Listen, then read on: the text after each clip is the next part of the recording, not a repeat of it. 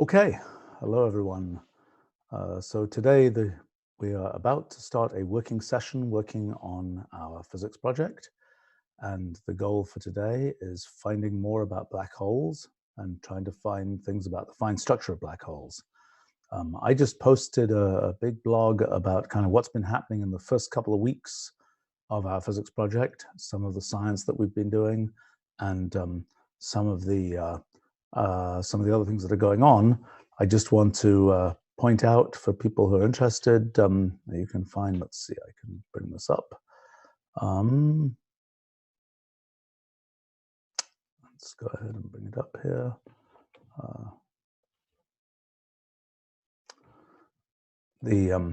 Just to sort of go through a little bit, we'll be having, by the way, a general Q&A about the project on Thursday, which people are invited to, and I'll be sort of responding to, talking about some of the things that are in this post, then talking about the real-time science that we've been doing, like the thing we're doing today, talking about our summer school, which is approaching rapidly and which we're very excited about, and we are encouraging people to apply.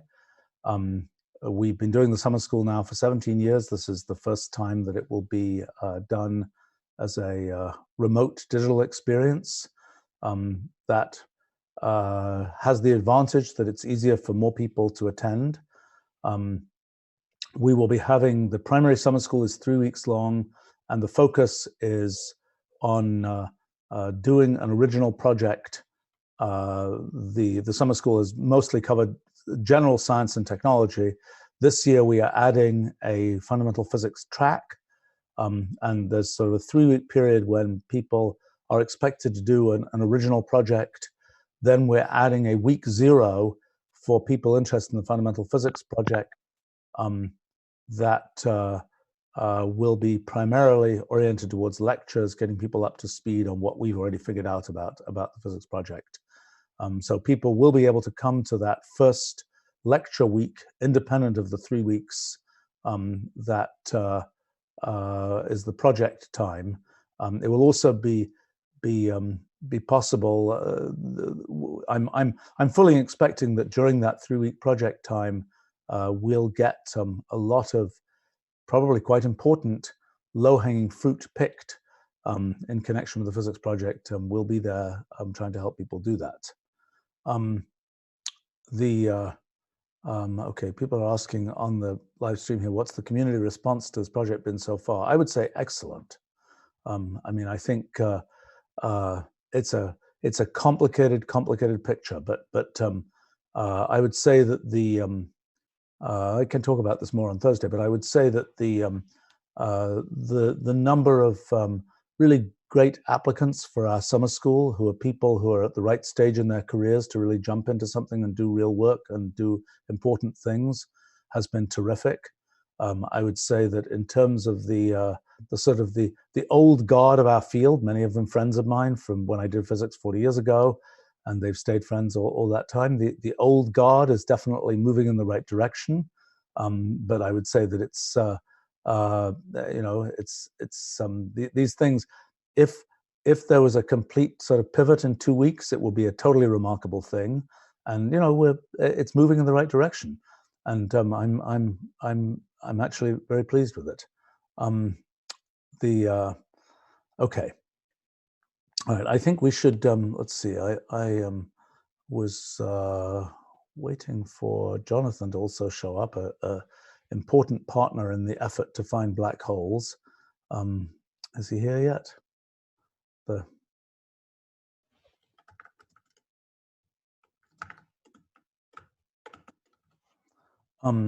Okay.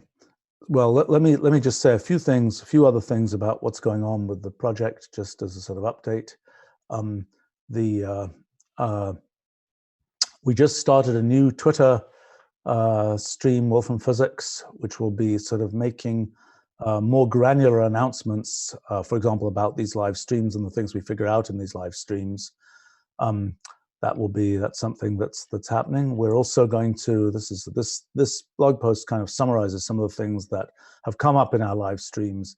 And needless to say, as I was writing this post, which ended up being quite long, I figured out more things, and I was was really trying to restrain myself from having this post become an infinite post as it was reporting on things that I was figuring out as I was figuring them out, and so on. This is about distributed computing, and let's see. Well, this is the coming attraction, fine structure of black holes. That's what we're about to try to jump into here today. Oh, this is kind of an interesting section for some people about peer review and so on. One thing that we've just done is to add a capability to for people to add kind of open post-publication peer reviews for our papers, and this is there we go. Yeah, there's the form, and we encourage people to do that and to talk about things that the goal of this is really to be able to let other people know that things that you've understood, you haven't understood, that will be helpful to other people who are looking at this, who say, oh, well, if so-and-so has understood it, I don't need to go and check that that's right, type thing. The other things that are happening, we've been adding to our Q&As on the website. We've been getting in thousands and thousands of questions. We've been trying to answer them as quickly as we can, and we've been trying to sort of make buckets of particular types of questions that we can add to our general central Q&A site. We've also been adding to the visual gallery. We just got a new design for the visual gallery, which isn't up yet, and also providing 3D geometries there for people to do 3D printing if they can get it to work, because we haven't been able to get it to work. And the coming attraction that I'll probably be showing off sometime soon, if it doesn't make me motion sick to do it, is being able to explore our graphs and hypergraphs in virtual reality. We're just getting code that's doing this. We will be putting that code on GitHub and looking forward to other people's contributions to it. Okay, so okay, there's one question here. Okay, there's a couple of questions. Okay, someone with handle Einstein von Rembrandt says, I plan to apply for the Wolfram Summer School. Great. Look forward to hearing from you. We'll look forward to finding a Rembrandt in our application list. There's a question here from Viridian. Is the summer school a good idea for a computer science sophomore minoring in nanotechnology? Our general summer school, yes. Specifically the physics track, only if you're up for kind of, well, it depends. The general summer school, that would be a sort of on the early-ish, but not super early end of the kinds of folks who come to our summer school, and that background is not untypical. So yes, the physics track specifically depends on whether the interest is in working on something specifically related to physics. With that background, probably some of the more technical physics things wouldn't be readily accessible, but some of the things like, oh, for instance, the virtual reality system, these kinds of things, those are absolutely accessible. It's, let's see, there's one other question here. Now, okay, we are going to get back to this. You know, I realized we're talking about black holes. We should see if Jose can join us as well.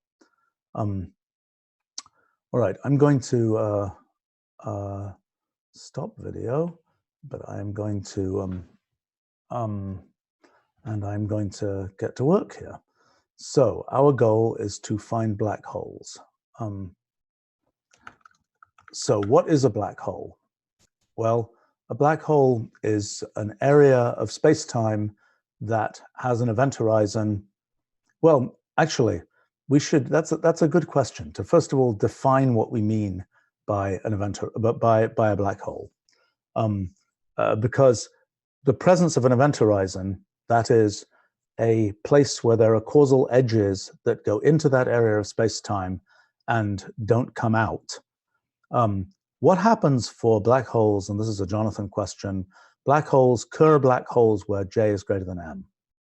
They have they have a singularity that is not shielded by an event horizon. But so what's the defining feature of a black hole? I mean, it is that there are causal edges that go in but don't come out, yes? Yes, right. It's there's a region of the causal graph where once you're in there, you can't come out. So there are effectively causal edges pointing monotonically in one particular direction, but not in the other.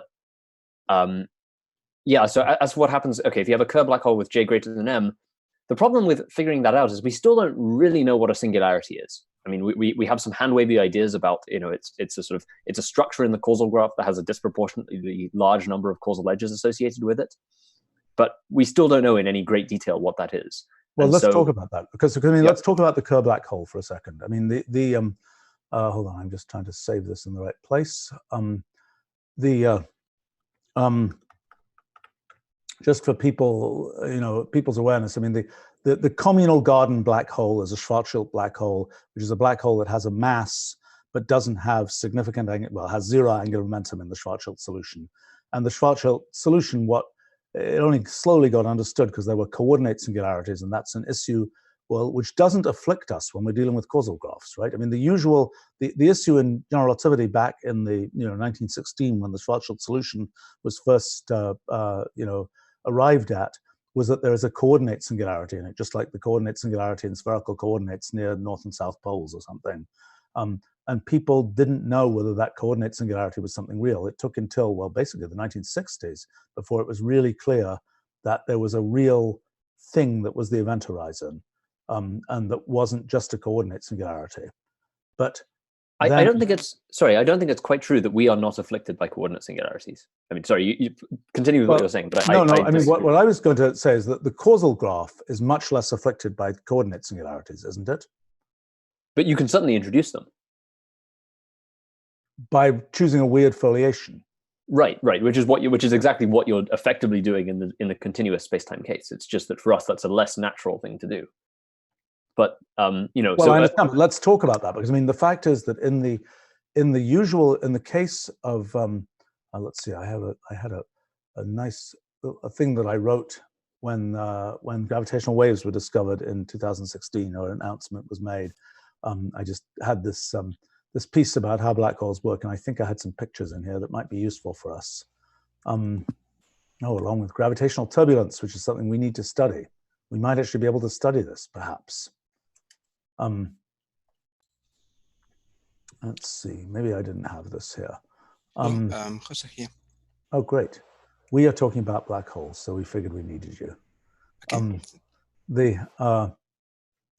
So we're talking about, okay, so let's go through a couple of things here. All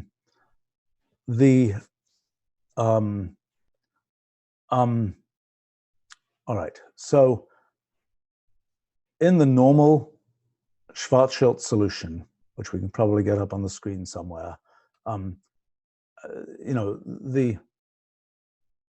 what happens is we have an event horizon where there are causal edges that go into the event horizon, don't come out. At the center of the Schwarzschild solution is a singularity in the curvature, right? Yeah. At radius 0, the Ricci scalar goes to infinity, if I'm not mistaken. Correct? Yeah. Yes. Okay, but because the causal edges only go into the event horizon, never come out, nobody can ever be nobody in the outside universe can ever be aware of the singularity at the center. I'm not sure the Ricci scalar is defined at the center. Exactly. It's so zero everywhere where it's defined, right? Right. So it's the curvature of the Riemann components that go to 0. But because it's vacuum, Ricci scalar and Ricci are 0. Well, you're saying the Einstein equations say the Ricci scalar I mean, it's a very weird situation, because the fact is a Schwarzschild black hole, I mean, this is one of the super confusing things to people about black holes, is that, black holes are formed when stars collapse, but yet the actual solution is a vacuum solution. So in the actual Schwarzschild solution, there isn't anything inside, or there doesn't need to be anything inside, right? It's Ricci flat, but has non-zero Kretschmann scalar. That's what characterizes it. What, non-zero what? The Kretschmann scalar. which is another quadratic scalar invariant, is non-zero. Depends on what? On the metric or what? As Jose said, it depends on higher order contractions of the Riemann tensor. It's Riemann contracted with itself. So you contract the 4 indices of Riemann with the 4 indices of another Riemann. But I mean, so that's something that is not constrained by the Einstein equations, right? It is in the sense that the Einstein equations determines the metric, which in itself determines the Riemann tensor. Okay, but wait a second. What's the difference between a Schwarzschild solution that has, quotes, nothing inside, except that point at the origin where the equations don't apply, and a Schwarzschild solution that has the remains of a star inside? Isn't it the case that outside the event horizon, there is no difference? I believe that's true, yeah. Right.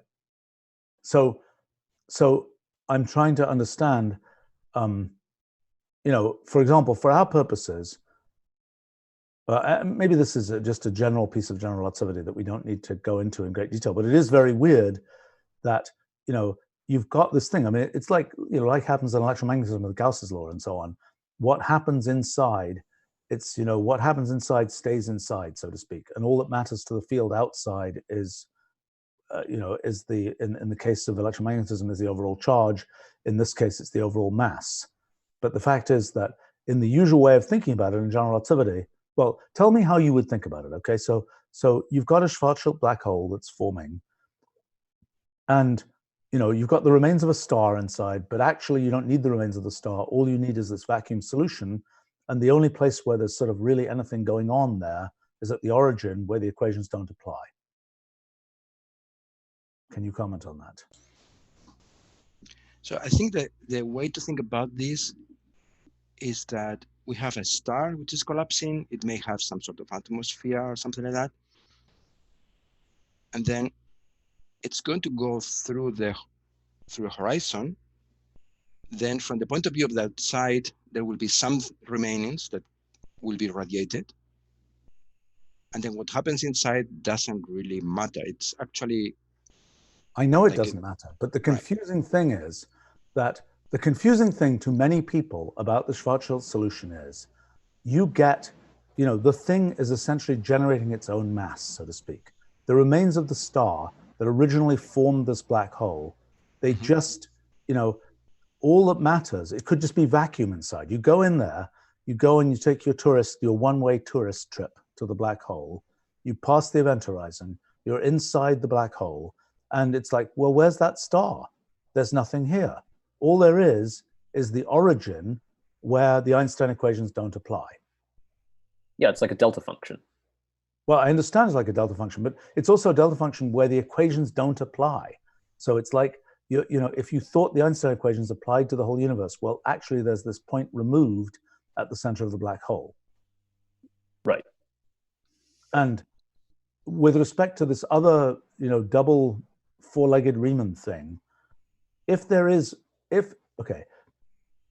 an interior solution? If there are the remains of the star, is there an interior solution, or is the only interior solution also a vacuum solution? Do you mean interior to the star or interior to the horizon? Interior to the horizon. So yeah. I would say that the uniqueness theorems, which say that the solution is going to be eventually unique, apply in the exterior. The interior is a different business, and you will have all these chaotic solutions, and so it's the interior is not so well defined. So when you say you don't have a, you mean like the mixed master universe and things like that? I mean, do they occur in the interior of a black hole? Does those solutions? So those are when you say the interior of a black hole, it's kind of like saying what's inside our universe as opposed to outside, sort of thing. Is that right? Is that the kind of thing you're saying? Right. Yes. So there are numerical simulations of what happens in the interior, and it's a lot more complicated than the exterior. Right, but I mean, so the fact that things like Birkhoff's theorem only apply to the exterior solution doesn't mean that there doesn't exist an interior solution. It's just not classifiable in quite the same way.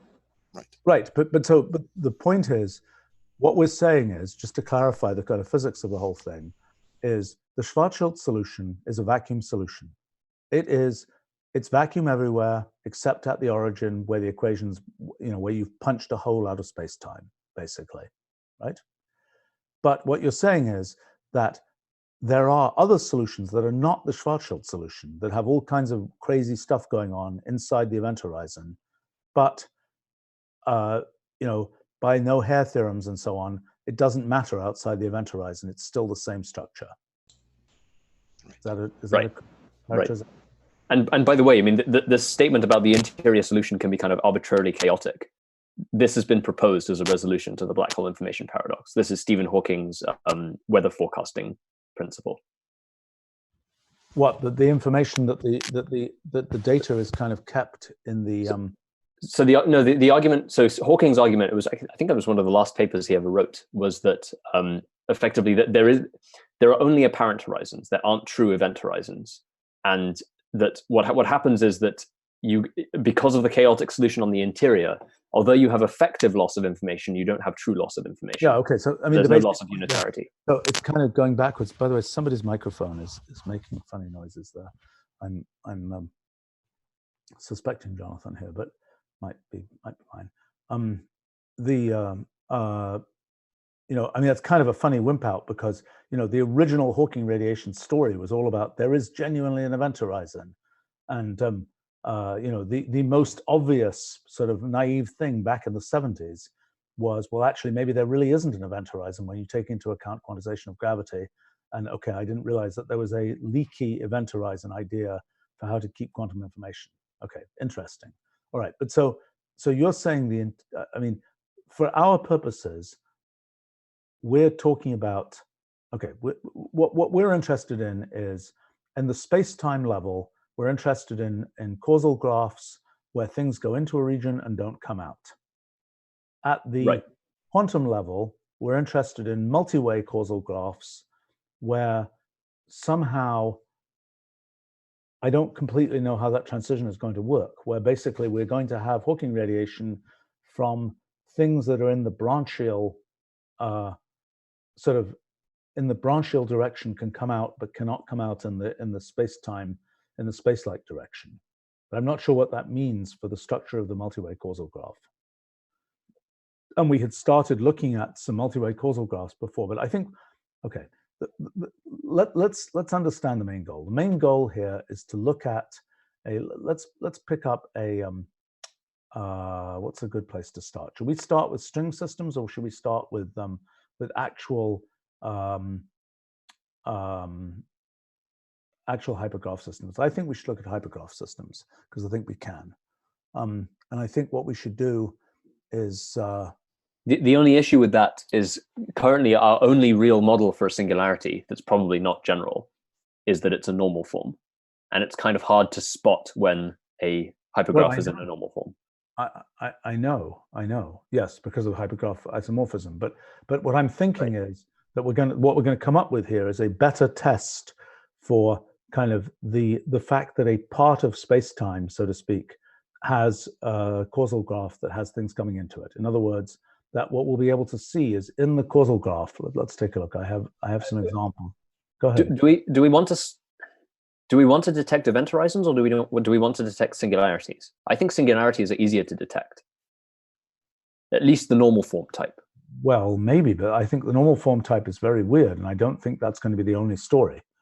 But no, I agree. But we need to understand. I mean, but why I was talking about Schwarzschild black holes first of all is because I think that the story of singularities and general relativity is a mess, which is the point I was trying to make in the Schwarzschild black hole case. That if we said, oh, we've got to model what happens inside a Schwarzschild black hole, it's not clear what we should expect. And even more so with a Kerr black hole. I mean, but let's, I mean, okay, so one approach we could take is to look at string systems, but I don't think we want to, where we can easily look at the multi-way causal graph, but we can look at the non-multi-way causal graph for strings, where we can ask the question, okay, so do we have an analog I think we do have an analog. I mean, look, but let's just start doing something here. Okay, so let's here. I need to make this bigger. Let us go ahead and start actually. Okay, so let's say. If we want to detect event horizons, my feeling is that probably the most effective way of doing that, at least that I can see right now, is by plotting graph communities, because the interior of the interior solution will be a densely connected subgraph. Yeah, I agree, or something like that. Yes. Right. Okay. So but the question is that in? So we could do that for hypergraph systems, or we could do that for string systems. Let's do it for string systems first. Okay. So I think what we want to do here, which I need to go look at. Need to go to our convenient page here. Okay, enumerate substitution system rules. So I'm just going to get a bunch of substitution system rules here, and then I'm going to generate their causal graphs. Okay, their space-time causal graphs, not their multi-way causal graphs, because I don't think we need or want their multi-way causal graphs. Do you agree? For the time being, yep. Okay, so let's take a look at what these causal graphs look like. Okay, so this is now, I'm a little bit confused here. Generates a layered causal graph. Is this the multi-way causal graph?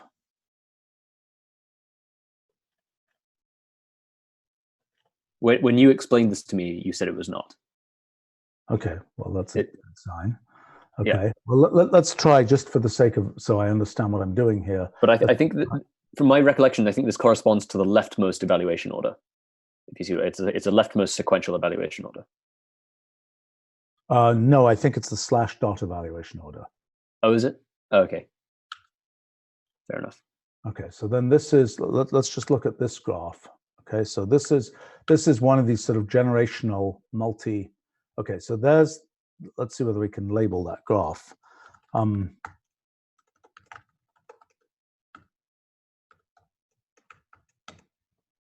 Oh, great. 1, 2, 3, 4. Terrific.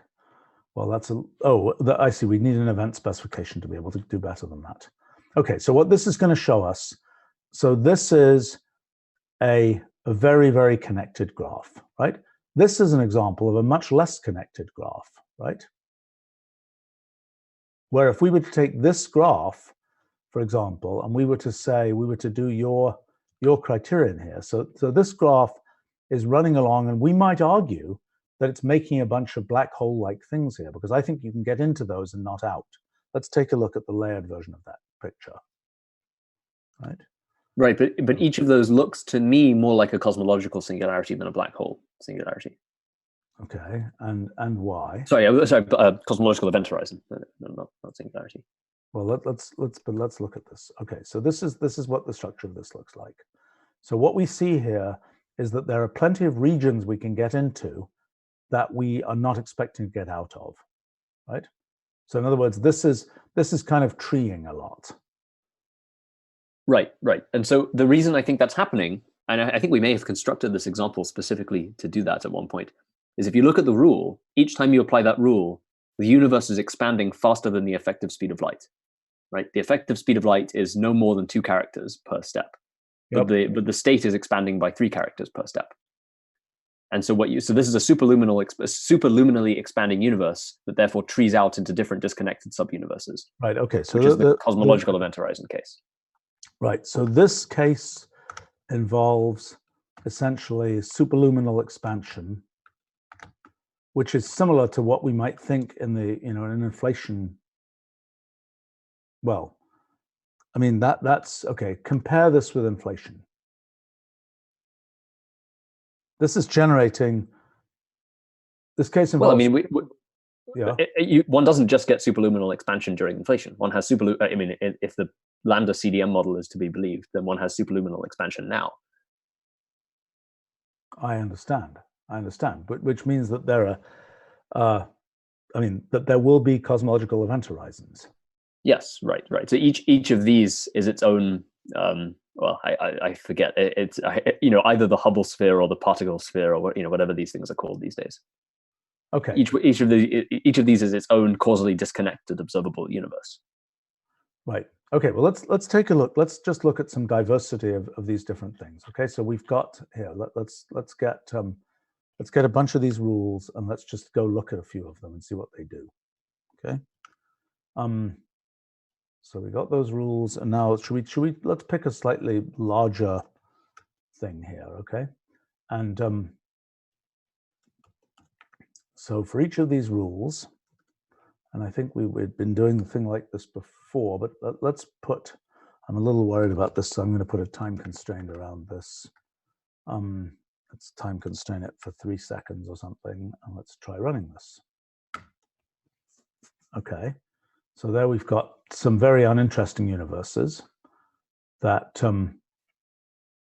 yeah, they're really quite uninteresting. Let's try going just for 15 steps, just for the hell of it.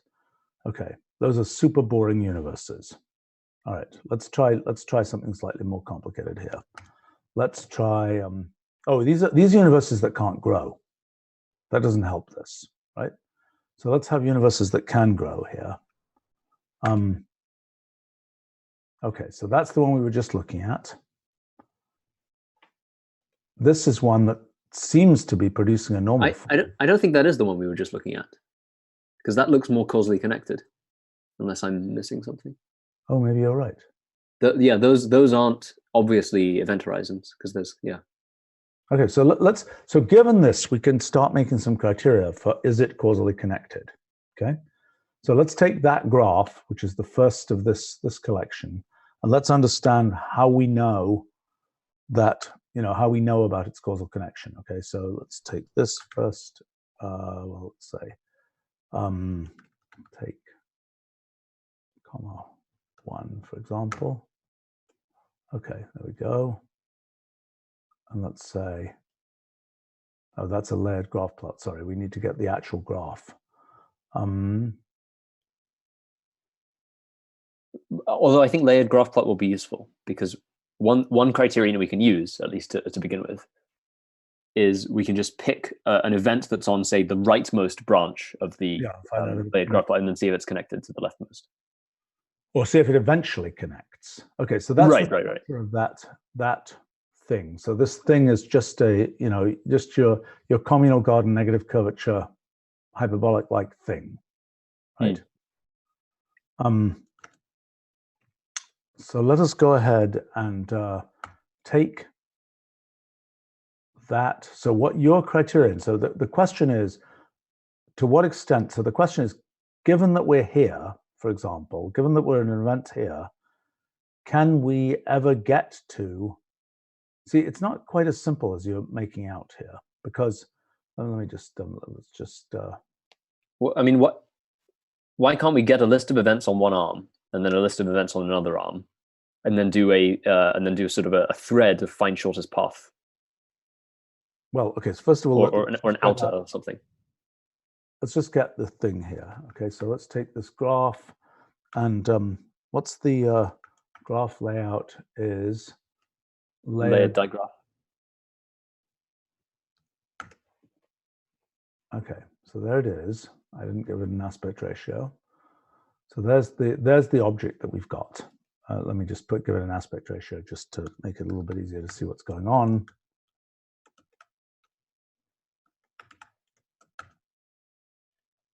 Okay, here's our graph. Okay, now explain. Okay, so a piece of the universe over here, right? The claim is that it can still, if we look at the light cones that exist here, that piece of the universe over here is not fully disconnected from something over here. That is, the future light cone of that event intersects the future light cone of some event over here, right? Right. And we should just plot I mean, we should highlight these. We can just use vertex out components and to view the light cones. Yeah, and we can, that might make it easier to see what's going on. Okay, fine. Well, let's pick a, okay, so let's get a vertex list here, but I think we're going to have something that asks whether the future light cones intersect, right? So in other words, given 2 points, given two vertices. Yeah, you're asking if there's a non-trivial intersection between the vertex out component of those two vertices. Right. So let's get the vertex list of GGG, and actually we want to pick one of these vertices high up here. So I don't know exactly how we do that, but let's get the vertex list. Whoops, what did I just do?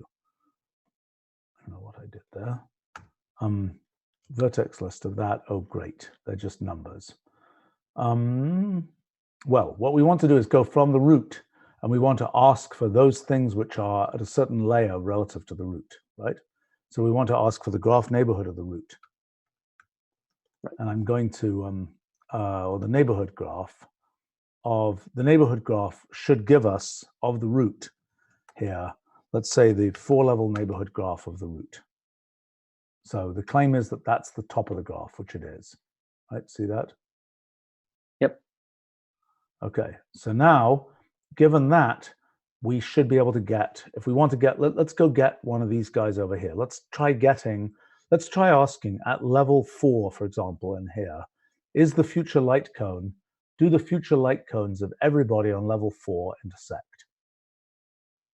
Right, the future light cone of the node at the top, we know intersects everything because its future light cone is this whole causal graph, right? The question is, once the thing has evolved, do the future light cones still intersect? Make sense?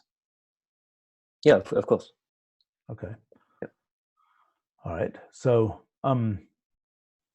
so then let's see. We want to get the out component, which is specifically at level such and such.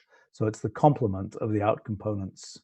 So here we would say vertex. Well, so for the neighborhood graph, we can just compute the vertex, any that have in degrees, sorry, that have out degree 0. Will give us everything on level 4. Are you sure? Yes, because we don't have CTCs. In this particular case, you are correct. No, in any case where there aren't CTCs, it's the case. What about normal forms? What about something with normal form at the step 2?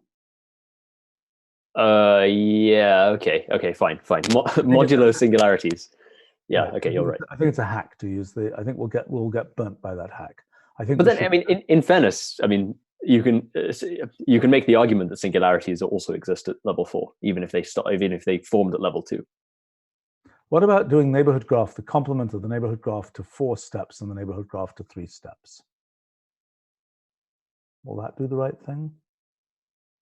I think it will. Because I think a singularity that was at level 2 will disappear by that point. Fine. What we want is a graph complement, if I'm not mistaken. Does it graph complement exist? Yes. Of this thing at level 4, comma, that thing at level 3. Oh, great. I better go find out how to use graph complement. Oh, not what we expected. Is it graph difference or something? What is it called? There is something like graph difference. I forget if that's exactly what it's called. Yes, graph difference. That's what we want. But we can also do the complement of the vertex lists. What the heck is that? That's a piece of total weirdness. All right, let's just do complement of the vertex list. And actually, this neighborhood graph, we don't even need that. We just say complement of vertex out component. Am I right? A vertex out component takes a level, correct? Yes. Yeah. Okay, so that should give us those things which are. So let's just highlight the graph. Highlight the graph for GGG of that list of components, and we can't see anything. What do we want to do here? Do we want to say, well, let's do make the vertex size a bit bigger? How do we do that? You should be able to do graph of GGG vertex size goes to something. No, I understand that, but why can't I how do I do the styling of the highlight here? I think you can wrap the whole thing in a style. I forget, hang on, I never remember exactly how that works. You might have to map style over it.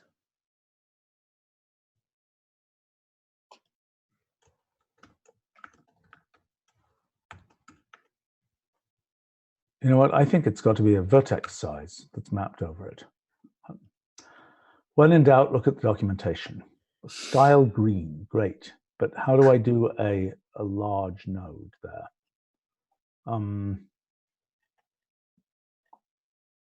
Vertex size. Yeah, but how do I put that in there? You can save, it's an option to highlight graph itself. You can save vertex size. Oh, okay.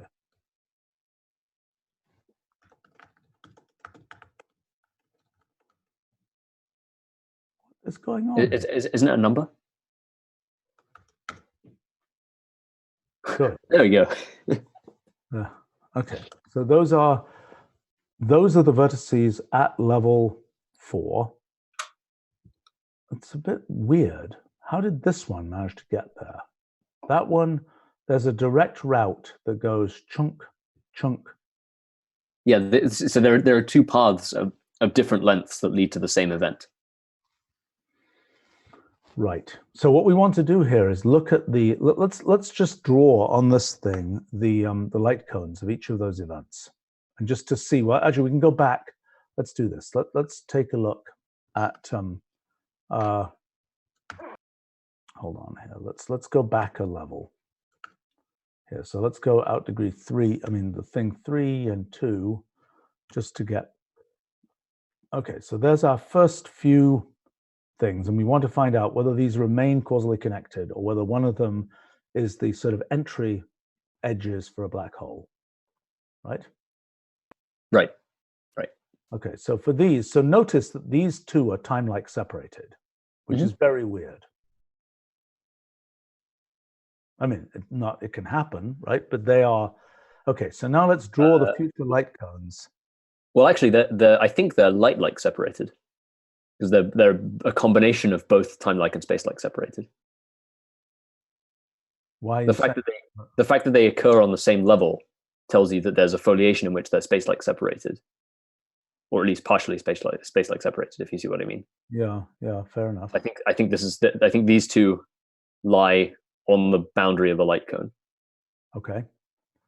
Boy, it's amazing that even with this rule, whatever the heck this rule was, it was something totally trivial. Let's just find out what it actually was, just before we here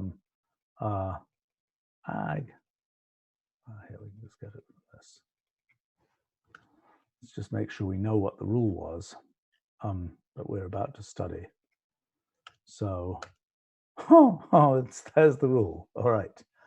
Okay, that rule is enough to give you all of this. Okay, so let's keep studying this now. So, okay, let's make these light cones. So what we're going to do here is we're going to, in the out components, how do I label? Because what I want to do is have the different out components here have. I mean, can't we do a? We can use the out components to compute the induced subgraph, and then we can just highlight each induced subgraph differently. All right, that's fine. Okay. So here, what we want to do is. Wait. Do you want to plot the light cones, or do you want to plot explicitly the intersections?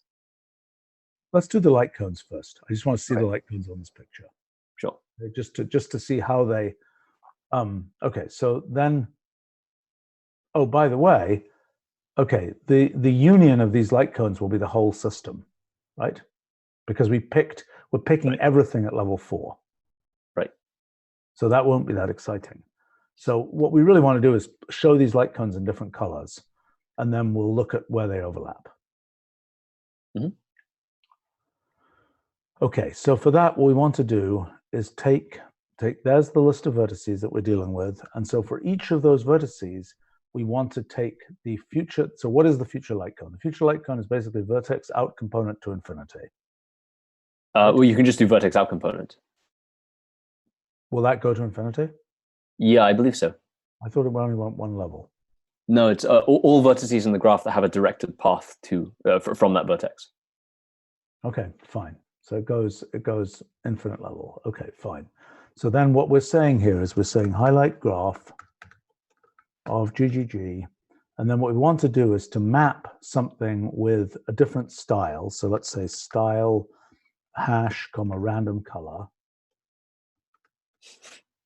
of actually we want there a vertex out component, but actually we want the graph that's made from that vertex out component, don't we? Yeah, yeah. So yeah, you want to do subgraph of vertex out component.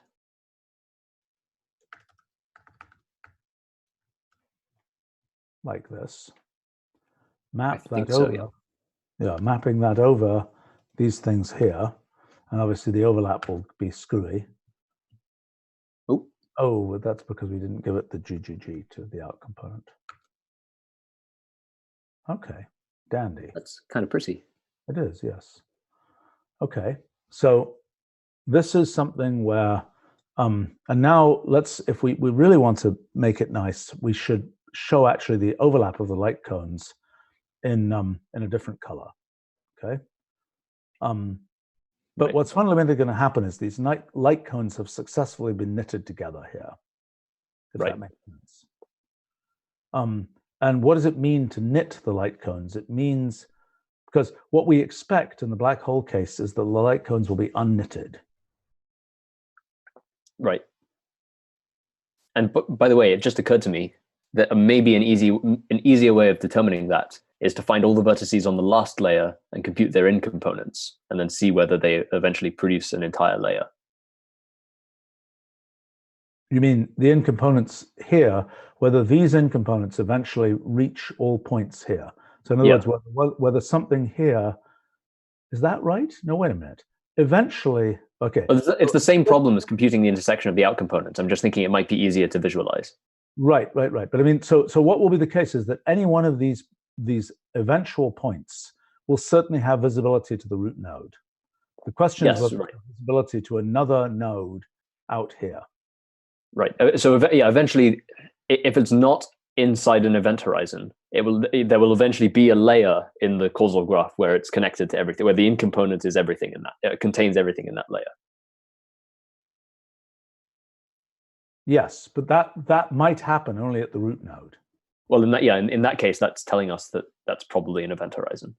Okay, well, let's look at that, because that's similar to the homogeneity problem for the universe, right? In other words, given a point in the universe today, how much can it see of the earlier universe? Can it see another part of the earlier universe? Can it see the other side of the cosmic microwave background or something? Right. Right. That's the operationalization of that issue. So, by the way, sorry, I just saw we got a message on Twitch about asking about Hawking radiation, and we're getting there. So Hawking radiation, yes, we're getting there. Eventually. We're still dealing with the classical black hole problem. Hawking radiation will come about when we look at multi-way causal graphs and we look at branchial edges. We're right now still looking at space-time edges. Do not fear, we will get to Hawking radiation. But first we have to actually have what I think is going to happen here, okay?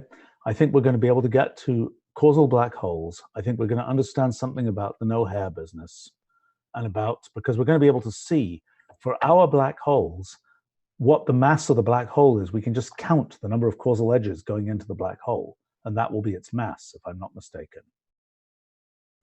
Right. I mean, it's really straightforward. That's and so now the question is, for example, what will its angular momentum be? Well, we just tried to figure out what angular momentum is, but when we look at the causal edges going into the black hole, how will we'll look at, imagine that we've got a slice of causal edges going into the black hole, and we are inspecting these causal edges. We should be able to determine from essentially the curl of those causal edges whether there's an angular momentum in the black hole. Right. And by the way, I mean, usually we talk about mass of a black hole, but the fact is black holes certainly, you can have a black hole tooling across the universe at half the speed of light if you want to, and it's going to have momentum as well, right? And its mass, somebody has a rest mass, and it ultimately has an angular momentum tensor, a momentum 4 vector, just like a random particle has a momentum 4 vector. Right? So for us, the test, I mean, one thing that's really kind of interesting is the mass of a black hole in our world is equal to, I think it is essentially the number of causal edges that go into the black hole. Isn't that right? Am I wrong about that? Well, we have to be a bit careful because the interior of the event horizon has some space associated with it, and that space will have an energy, but that's not normally considered part of the mass of the black hole. So it's actually, I'd say, the number of causal edges associated with the singularity specifically. Well, your claim is that the black hole is still maintaining space inside it. Yeah, right. So all I'm saying is there's a huge amount of empty space between the event horizon and the true physical singularity. And if our sort of dimensional analysis is correct, the vast majority of the causal edges associated with the universe are associated with background space rather than with the actual mass of baryonic matter. What you're saying is, okay, there's the rest of the universe. Most of the activity has to do with, there's a lot of vacuum energy associated with the maintenance of space. Right. But I think there's also vacuum energy associated with the interior solution of the black hole. All right. So the question then is, as we separate off, okay, so the fact that we have a black hole, the fact that we need to have a certain mass, well, we can have a black hole of any mass. And you're saying that the way that we assess that mass of a black hole is somehow the excess causal edges over what would normally be there. Right. Right. Well, let's think about that. Well, I think we need to get a more realistic black hole before we can discuss this. But I think the thing that's interesting, I mean, just to get a sense of the no hair business, yeah, I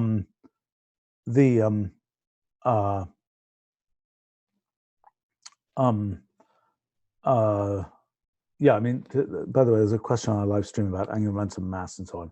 With respect to mass, if you look at, for example, my technical introduction to the project, or at the announcement post, there's a description of how to compute mass from causal edges. With respect to angular momentum, we just talked about that on a live stream a few days ago, and there's a partial summary of that in the post that I just made live at the beginning of this meeting. But both of those are non-trivial questions to ask. Okay. By the way, sorry, you were just mentioning no hair stuff. I mean, one of the things that I think is going to be sort of interesting to figure out, because it's, as far as I know, it's still kind of an unresolved question in mainstream physics, is exactly what the cosmological extension of the no hair theorem is. So our model treats cosmic event horizons and black hole event horizons in fairly similar ways. Just, one of them is total disconnection, one of them is kind of one-way disconnection. And so if we can prove a no-hair theorem for one, it's likely that we can prove a no-hair theorem for both cases. And people have proposed that there are cosmic no-hair theorems in the context of things like holography, but that's still kind of an open question of exactly how that works. But you see, one thing that's really weird here is, okay, so we'll have a region of the causal graph that has this feature that edges can go in and it can't come out. Okay, so that's our black hole. Now, in what sense? So the basic point is that thing doesn't have features we can measure, and in a sense that's a trivial statement because everything's just going in. So there's no feature to measure because there's no measurement that is going to tell you anything. You don't get to have any feedback from your measurement, right? Well, you can perform measurements. The only measurements you might be able to gravitational field outside of the black hole. Right. And there are also possibly more subtle measurements you can make that relate to the causal edges that are sort of ingoing, if you see what I mean. Yes, right. But I mean, so the issue is outside the black hole, it has to be the case that the kind of the shape of the causal graph outside the black hole depends only on sort of the total number of causal edges inside the black hole. And that will be the no hair statement, and not on the configuration of the causal edges inside the black hole. Right? Well, it'll depend a little bit on the configuration, because I think that's how we're going to get angular momentum and charge. Sure, but those are, I understand. Okay, I think we need to go looking for more black holes here. And I'm hoping this will tell us what charge is, maybe. We'll see. It's maybe Let's optimistic. try and find a black hole first. Right. Okay, so now the concept is to look at the outgoing nodes here, and to ask for each outgoing node, I still want to be able to, I want to be able to make a partitioning of this graph, and there should be some graph theoretic partitioning thing that would allow us to know. Okay, so for each of these, we can say at what level, see, okay, we can make a dendrogram basically that shows, yeah, that's the way to think about this. Let's make a dendrogram of this picture that basically shows at what level that guy merges with that guy. Do you see what I'm saying? Right, right. Okay, so how will we make that dendrogram? So the dendrogram, let me remind myself. It's the layer at which you, you're making a hierarchical plot of the layer at which the vertex out components intersect. Indeed, but I'm trying to figure out, there's probably an easy way to do that.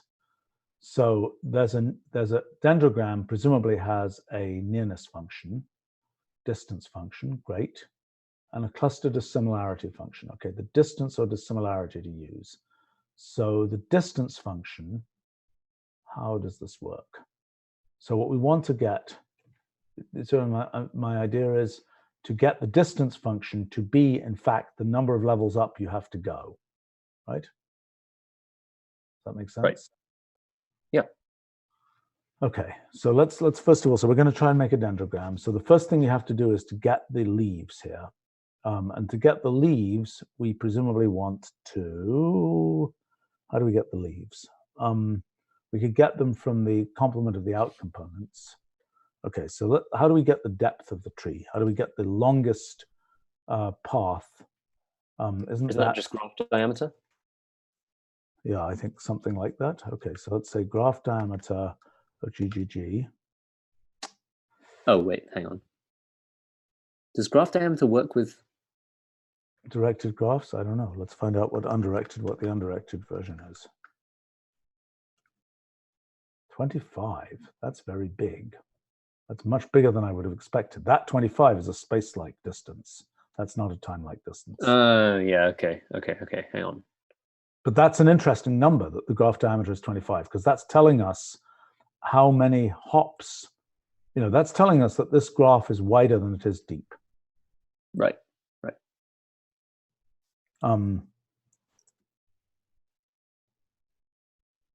Okay, so we need to look at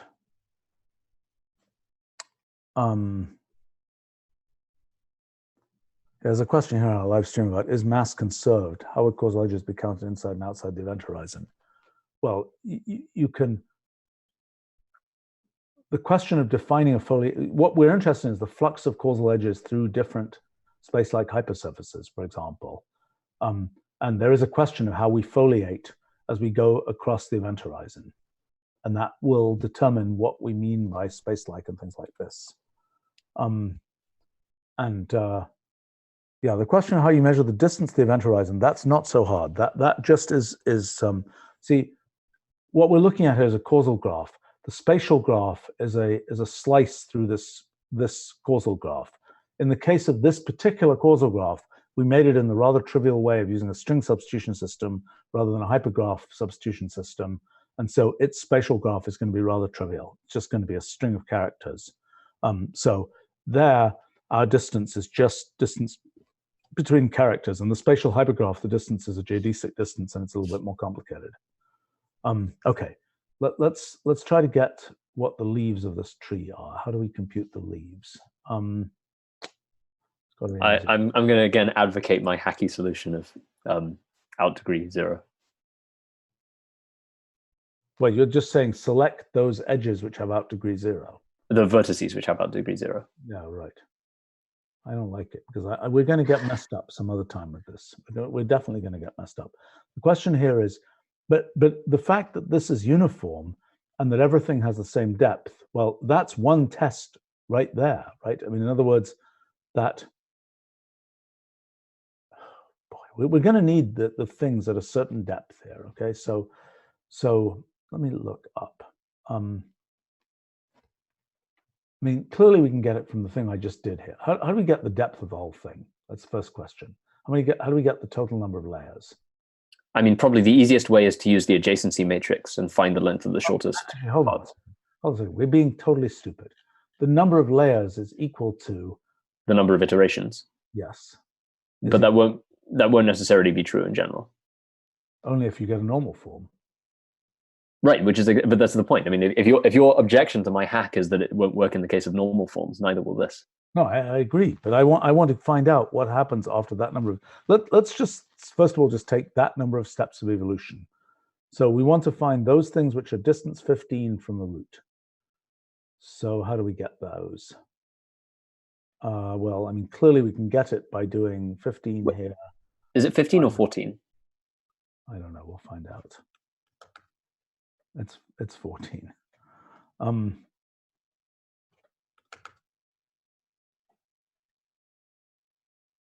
Vertex out component, the level 14 vertex out component minus the level 12 or something vertex out. What the heck is going on here?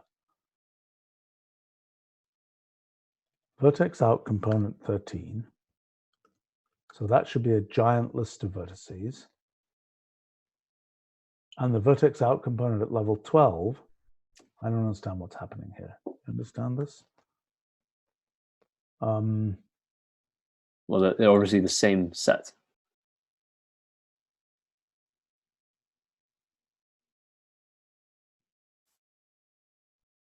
Well, let's just try something much smaller. Let's try 10 and 9. Huh? We just got the right thing to happen here. So let's say we say 4 and 3. Yeah, I'm not, yeah.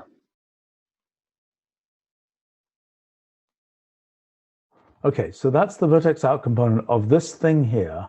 That has reached a certain level in this graph. I'm now very confused. So let's go ahead and make a table of t minus 1 here.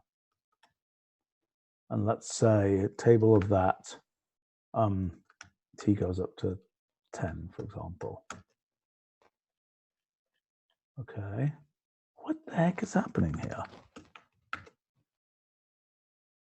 Okay, so what that's saying is,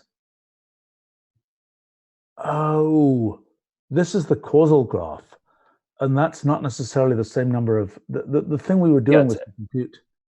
Yeah, it's not a multi-way evolution graph. Right, it's a causal graph. And this is showing us the number of things specifically at each of those levels. Right, right. Okay, so fine. So what that's telling us is, so we can compute this to find out. So this is telling us at level 9, we've got those 589 nodes, which are right here. And those are the ones that we want to make the dendrogram out of, right? Okay, so how do we compute the distance, the up, down? I mean, this is sort of a sibling distance. This is how many granduncles or something. They, you know, how many, what is the cousin distance of these nodes, basically? Right. What nth cousins are they? Okay, how do we compute the cousinhood of those nodes? Hey, Jose, do you happen to know how to do that? Because you were, for our trees project, we're certainly going to be doing that. Not at the moment. Okay. I mean, this is what we do in branchial graphs. Is compute that cousinhood. I believe so. But we're doing it only one level, though, in branchial graphs. Wait. If two nodes in a branchial graph are of distance 2, that means that they are this ancestor distance of 2. No, it doesn't. It only means that in certain specific cases. We remember we thought that, and that isn't quite right. It's more complicated than that. It depends on the resolution time. If the resolution time is 1, you're correct. But if the resolution time is more than 1, it isn't correct. But okay, so here, is there not some way of turning this thing directly into a dendrogram? Okay, so for any 2 of these nodes, we want to find their distance, their cousin distance, so to speak. How do we do that? We could do a reverse graph and then compute the intersection of their out components. And just keep going until they hit. Just iterate. Well, no, because as soon as, well, okay, yeah, that's one way we could do it. Yes.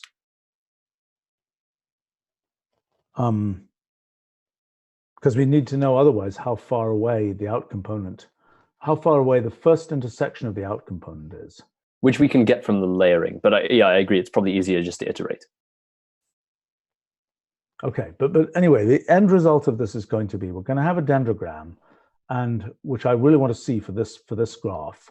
But in our dendrogram, how do we recognize a black hole? We recognize a black hole because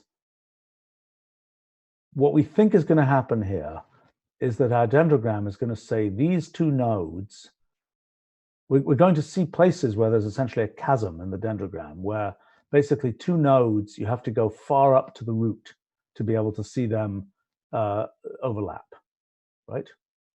Right, they're disconnected families. Yeah, most nodes, we say, are going to be, and we could make a community graph out of this if we wanted to see.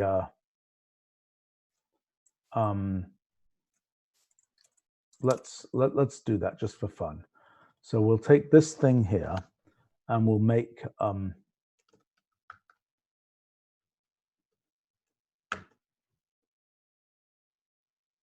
boy, why is it? Okay, that's weird.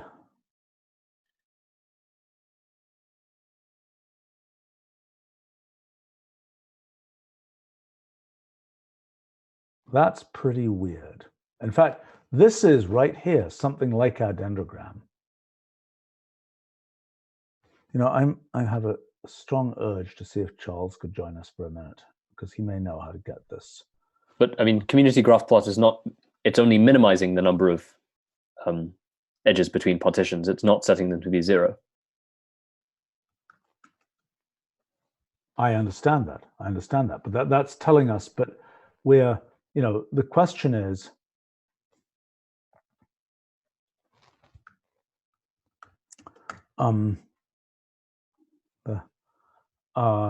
okay. All right, let's see, again, getting the dendrogram. We need to get the distance, the essentially graph distance. Oh, wait a minute. If we reverse this graph, why isn't it just the graph distance between the two nodes? You mean 1/2 of the graph distance?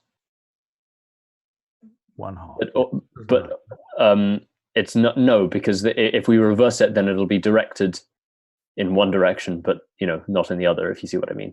Yeah. I think what you really want to do is, oh, sorry. What about the undirected graph? What about the undirected reverse graph? That could work. I think it's right. Well, let's try it. So let's take this graph and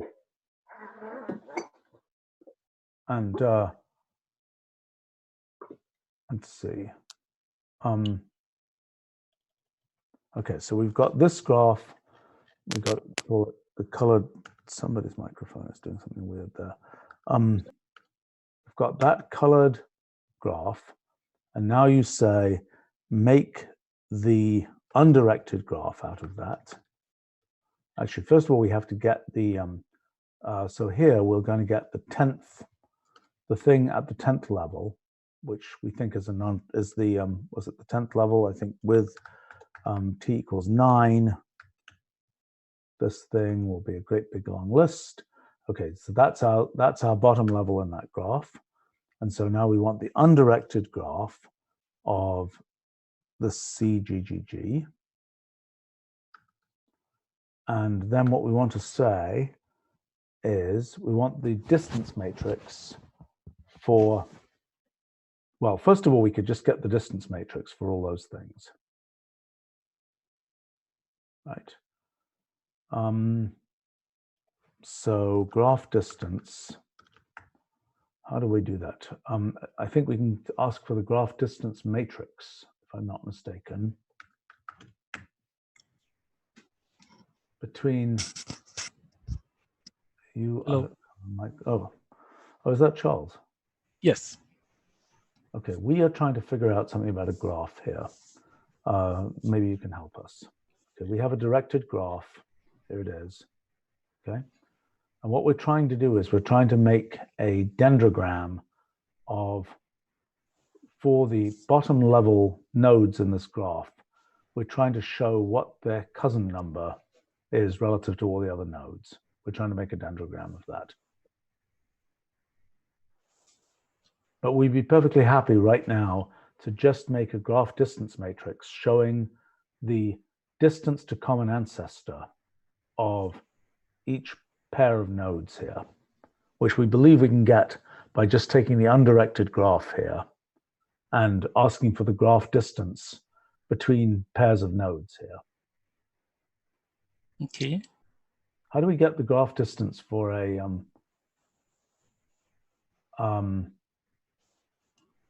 this is for the whole of the graph, but we could, is there a way to get the graph distance for just particular nodes in the graph? Yes, I think just the function graph distance, you can give a graph on the starting and end node, the source and target. No, I understand that, but I want to get all of them at the same time. I want to compute all the distance matrix for a subset of nodes. I mean, clearly I can do an outer, look, if I do this, can I get the graph distance? Do you understand what I'm asking? If I just do graph distance, do I get a graph distance function? No, I do not. No, but if you specified one vertex, so it will give you the distance to all the other ones. So it's kind of a S, all type thing. No, I understand. That's not quite what we want. I mean, we can just, look, we can just get the graph distance matrix and then we can select the appropriate pieces of that. Why does that look like that?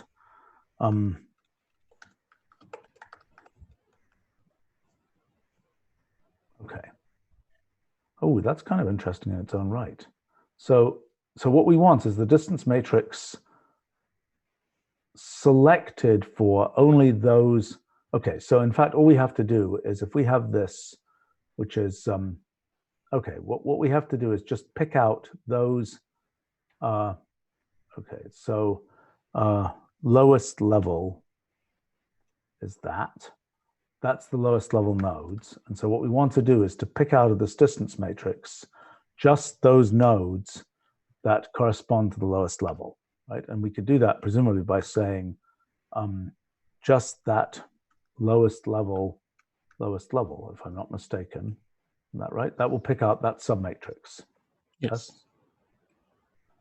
Okay, now let's say matrix plot of that submatrix. What the heck does this mean? So that's in fact, so that should be, if we pick out that thing, that's all the pairs of distances between all of those things. And let's see, so that's saying that some things, so if I just take that and I flatten it and I make a histogram,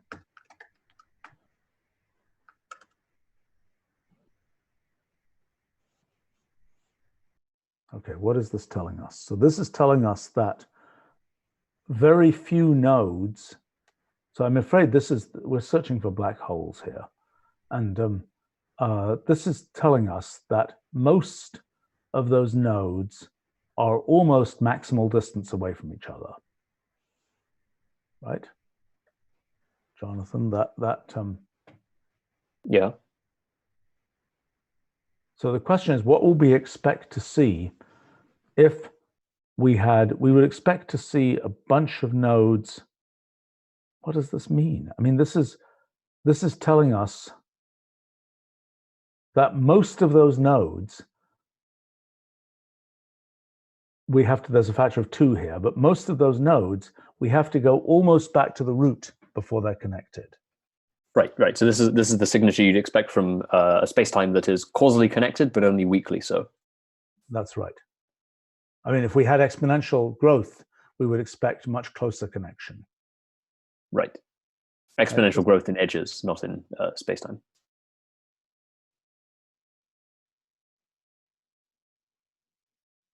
Wait a minute. Exponential growth in, Well, this is a causal graph, so it's a little bit harder to know what's going on. Yeah. Right.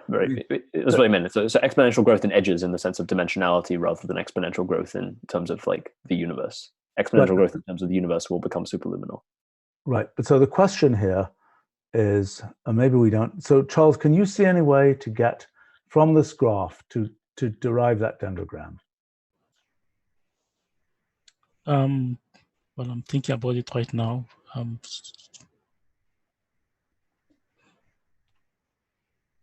Directly, no, not on top of my mind right now. Okay. But dendrogram, so I mean, we can clearly use this distance matrix to compute. Well, we could. Okay, we can just do it as a kind of a hack here. We can just say, this is our function for two components. So what we could do is this. We can take that distance matrix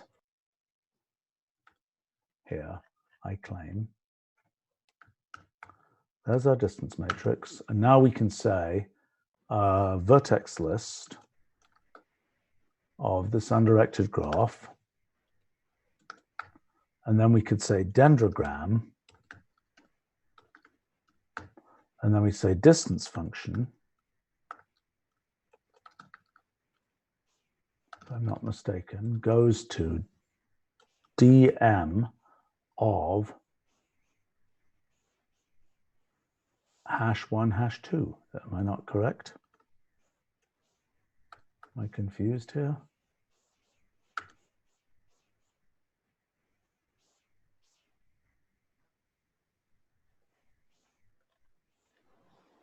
I think that's right. I mean, because that's just taking, that's saying use this distance matrix as the,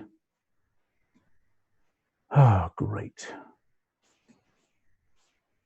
Okay. It's just absolutely full of stuff. How do I prune this? I probably want to say, well, here. Okay, well, let's just take a random subset.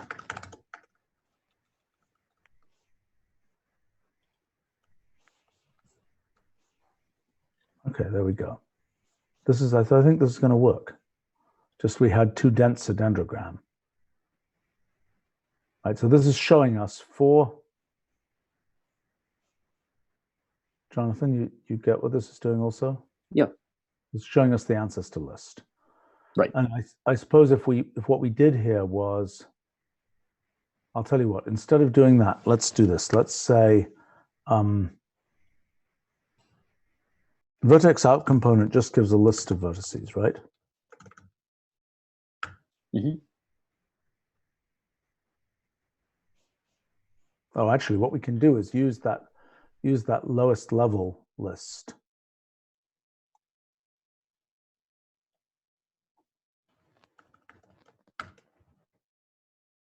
Still a very complicated dendrogram. Ooh, that's cool. Okay, so what that is claiming is that most of these things only require going back one level to be connected, right?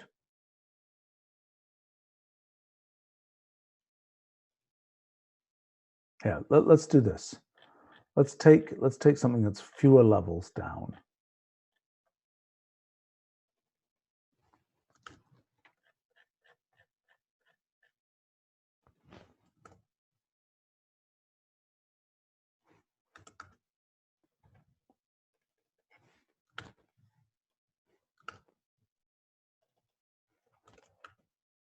Okay, so that's claiming that in the top few levels, so we can do that by looking at the subgraph of the original graph. That is the vertex out component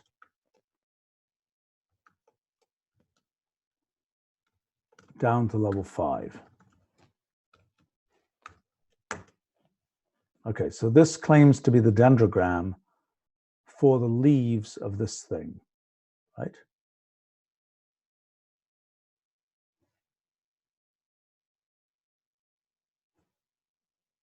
Anybody there? Yeah. Should we label it? We could label this subgraph here. We could say vertex labels, arrow, dramatic, and hopefully,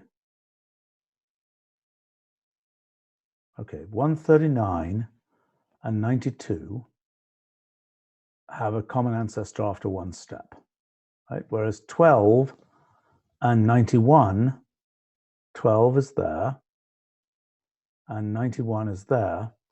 They need to go far back in order to have a common ancestor, right? Right. I'm. What? I'm not completely enthused by this approach. Well, I mean, this is telling us how far back you have to go to get a common ancestor. I know, but yeah, I don't like this idea of using the undirected graph. Because I think that will give you cosmological but not black hole event horizons. Okay. Because well, because the undirected graph doesn't make any distinction between between the event horizon and the non-event horizon. All right. So okay. So that means we have to do the computation more honestly. As I say, I think the correct way to do it is to compute the in component or the out component of the reverse graph, whichever you prefer, up to some k until iterate k until there's an intersection. All right. So let's write a function called cousin distance. Okay. Right. And so what we want to do is cousin distance between, and this is actually a useful function to have. This is really a good thing for the function repository. Cousin distance. Like I say, the multi-way system code, the evolution branchial graph does this. Okay, can we directly use that code, or should we? How should we do it? I mean, it doesn't take that long to rewrite it. It's just as I say, it's just it's an iteration of a vertex in component. Okay. Well, so then what we want to do is we're going to say something like a fixed point list or something. Is that what we're going to say?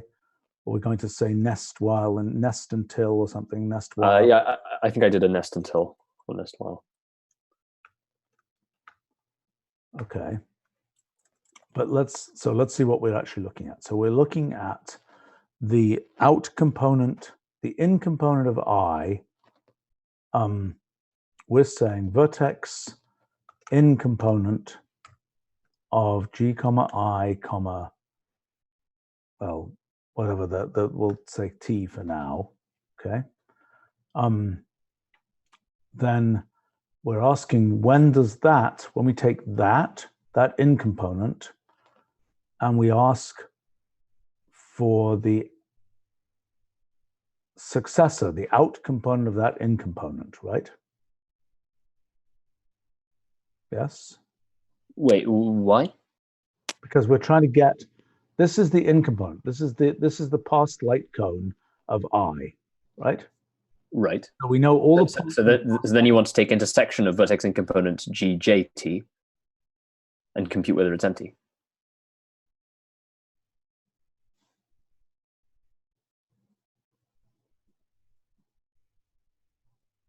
You're saying the in components. Okay, fair enough. Okay. So what do we want to say? We want to say graph intersection, actually just intersection. Right. Well, intersecting Q. Intersection, what is it called? Intersecting Q, yeah. Intersecting Q, that with the in component of this with J. And we want to keep going until they are non-empty. Until that is until intersecting Q is gives a non-zero result. Right. Okay. Actually, this will be better called common ancestor distance, shouldn't it? Yes. Yeah, probably. And okay, so how do we do this with a nest while? We're trying to count the number of those. Repeatedly applies test. I'm not sure this is the right thing to do. I mean, we can just do a while. We can do it with a while. That's so good. Which is, yeah, it's ugly, but we can do it. Okay, so the initial one is t equals the initial one is, what is the initial state? T equals 1. Or 0. What if I and j are the same? Okay, yeah, fair point. Okay, so while I'm not used to writing while loops, while not intersecting Q, T++, and then we want to return T, right? Right. I mean, actually, we could do this with a nest while and just have the have T be effectively have T be a hash. Do you see what I mean? So we do a nest while hash +1, 0, and then that yeah, I see what you're saying. Yeah, that test as a pure. Yep. Yeah. Okay, so nest while of hash +1, otherwise known as increment or something, starting with 0, and then this is applying to a hash here. Right? That's the correct thing. And while that is not the case, it's incrementing. Then we're incrementing, and we're returning, in fact, the correct. I want to do this as a nest while list just so I see what's going on first time. And then that ampersand there, and I think that precedence. Although nest while list is just going to return a list of consecutive numbers. I understand, but the length of that consecutive list will be of interest to us. Fair enough, yep. So common ancestor distance. Okay, so common ancestor distance of line 60, and let's say 20 and 22. 20. That looks right, yeah, because they intersect at 9. Okay. All right, promising. All right, let's try it again here. Nest while there. Okay, 2. All right, okay, fine. All right, so now we've got common ancestor distance. So now let's make our dendrogram out of the common ancestor distance. Okay, so it's line 57. So we're going to try and make that dendrogram with common ancestor distance.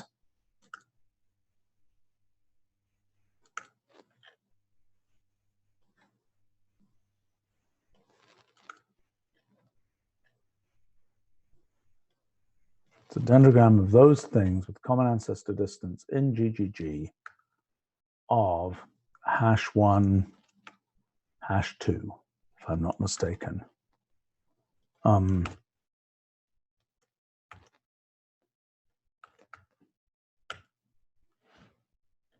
Okay. That's quite cool. Yeah, but curiously, it's different from what we got before. So the one difference is that 12 and 20 are thought to be different distances apart in this case. Okay, so 12 and 20. Yes, right, because the existence of that diamond means that it matters whether it's directed or not. Okay, but argue why this is correct, what we've got here. So 12 and 20 are distance 1 apart. Because their common ancestor is at 8. Yeah, but that's 2 back for 20, but only 1 back for 12. Right. So how do we decide which one it is? Doesn't it matter which way around? So that means that this distance function is not symmetric. Yes. Okay. Which is true. I mean, the ancestor distances aren't symmetric. Right. The distance function is not symmetric. It's like, but if A is a third cousin of B, then B is a third cousin of A. Isn't that true? Yeah. I know the problem is no, but it's the number of removeds it is. Yes, right, exactly. Symmetric. Yes, right. If you have people of different generations, yeah, removed is not symmetric in cousin relations. Someone should write a computational essay about family trees using this. It'd be very informative. Yeah, it would be. I mean, we've got all that data in Wolfram Alpha. You can find out what great granduncle or something. I'm now just for fun. I have to.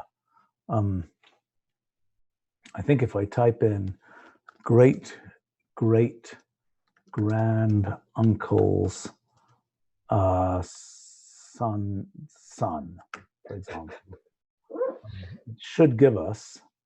There we go.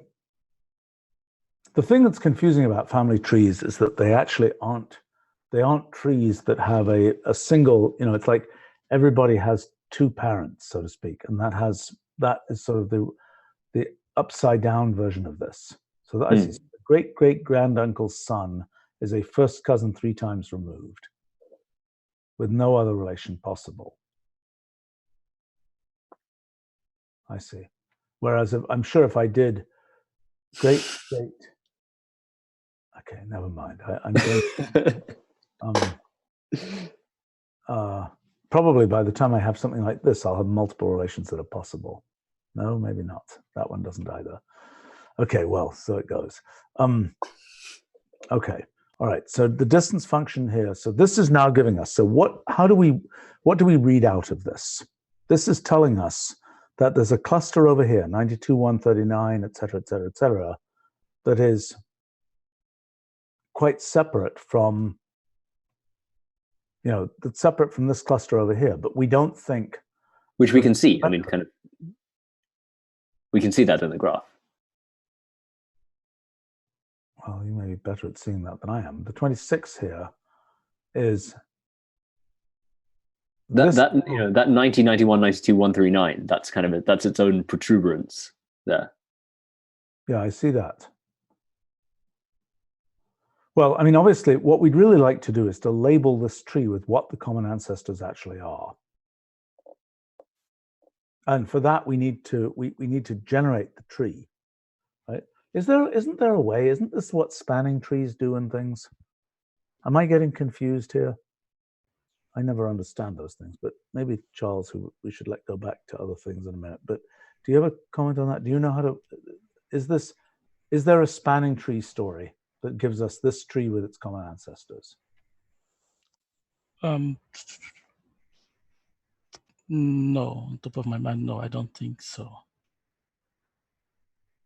What is the spanning tree, if it isn't that? Well, because the spanning tree, you roughly speaking minimize the. I mean, you find a tree which actually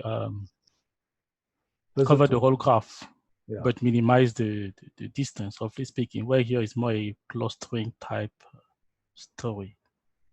Yes. All right, but then, okay, fine. Okay. Hey, we should probably let you go back to other stuff, Charles, if you want to. We'll contact you again if we run into another graph theoretic problem. Thanks. Okay, thanks. Okay. All right, so let's come back to what we were originally trying to do. So what we've got here, again, the interpretation of this is that if we go to another level here, so let's go to the next level in this thing. So that would be t equals 6.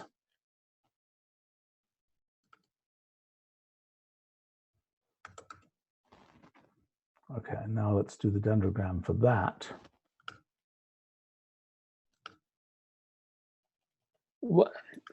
Okay, what I don't understand is why are we bothering with the dendrogram? Why not just return the common ancestor distance for every pair? We can. I'm just finding it useful to look at this dendrogram because it's giving me some sense of what's going on. Okay. Because I mean, the common ancestor distance, what are you going to learn from the common ancestor distance for every pair? Well, if it's equal to 6, then that's probably an event horizon. Okay, but look at this dendrogram. This is saying basically that there exist things here, 1, 2, 3, 4. Okay, so we can certainly find out. Right. I'm trying to think of a way that we can see this easily without having to count layers. That's all. I'm just worried about. Look, I'm worried about the fact that. Okay, so let's do the common ancestor distance. Okay, distance function is this. Okay, so let's say distance matrix. Graph distance matrix of the original graph. I now forget how this works, but graph distance matrix. Vertices and maximal distance that, so infinity. We don't get to give a distance function.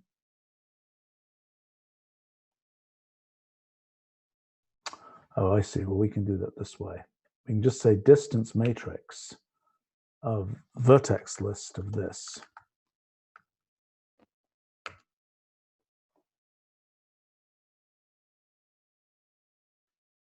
Okay, what's going on here? Distance matrix.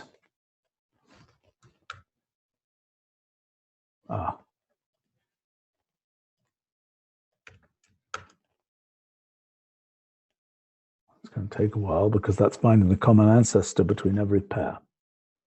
Right, right. Yeah, and crucially, this will be in an asymmetric matrix. Indeed. Hold on. Let's. Okay. Okay. So this is going to find some distance matrix here, and then we should be able to find out. Well, we want any elements that are equal to 6, or any elements that are equal to the depth of the causal graph. No, we want to partition things by elements. The elements that have distance 6 could be in different partitions, right? They could be across an event horizon from each other. Right? Well, they are across an. I mean, that's. Well, they have their only common ancestor is the root node. Yeah. So, which means they are across an event horizon from each other. Well, for the universe as of this time, they may not stay across an event. I mean, we don't know the future. Right. Right. Okay. So first of all, let's just do this. Let's just say histogram flatten of %72. Let's get a sense of how big these things are. Okay. So that's very similar to that plot we had before. So this is showing the distances, the maximum common ancestor distance. So this is saying there are things that have common ancestor distance 13, which is odd. Most things have common ancestor distance 10. Mm-hmm. What's your interpretation of this? So, well, I forget what was the depth of GGG. Was it 15 or 14? I forget. It was 14, wasn't it? Not clear how we figure that out. I mean, the common ancestor distance, we can find that out potentially by asking, we want a longest path, basically, from well, let's just do this. Let's just say find shortest path. Yep. In GGG. From 1 to everything. Whatever.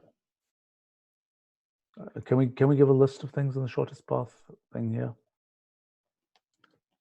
We're about to find out. No, we cannot. Okay, so I think we can do this, find that. Okay, so find that shortest path, and let's just get the list of these. That's going to give all the shortest paths. And now the max of that. What?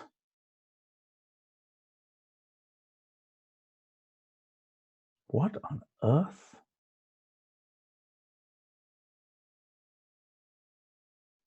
Oh, silly me. Yeah, it's the max of the length. Yes, find shortest path. This would be distance, would be graph distance. Okay, the max of that is 14. So there's one guy there that's 14. Well, there seems to be. Wait, is that 13 or 14? I think that's 13. Well, there's two. Oh, is that? There's two things. Oh gosh.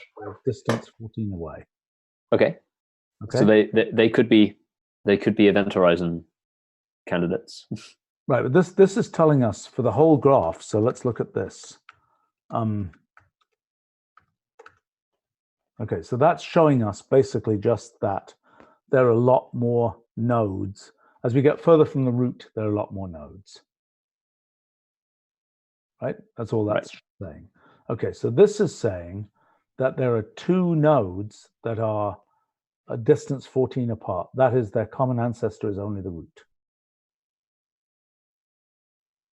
Okay. So we can find out which of those it is by asking for the position in %72 of things of size 14, right? Okay, so that's saying that 1 and 473, their only common ancestor is Oh, that's Wait, no. Yeah, no, that's boring. So we only want to know the distance matrix actually for the things on the final layer. Yes, that was completely stupid what we got there. So in fact, what we want is this thing here for the final layer, which is, and the final layer is 14, is it not? Oh no, we found that previously. The final layer is 10. Right. 9. For some reason, I don't understand the difference between this final layer and this distance here. In other words, why is there a distance? It's because there are cross connections. I see. So nothing goes beyond that. Okay. So with 9 iterations or 10 iterations or whatever, you end up producing 14 layers. Okay, so this is now, okay, so this is the lowest layer distance matrix. I should be letting it compute while I do that. Distance matrix there. Okay, so now this should give us something where we'll find out whether from that lowest layer, what the common ancestors, how far up we have to go to get a common ancestor.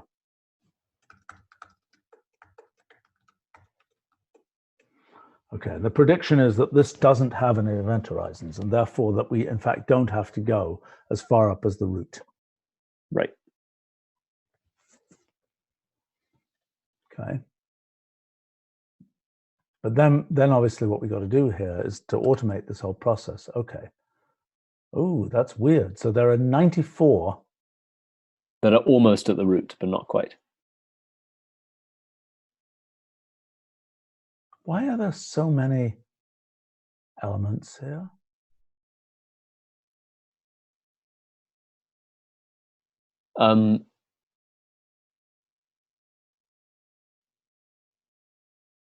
Let's see, the length of this. Oh, I see.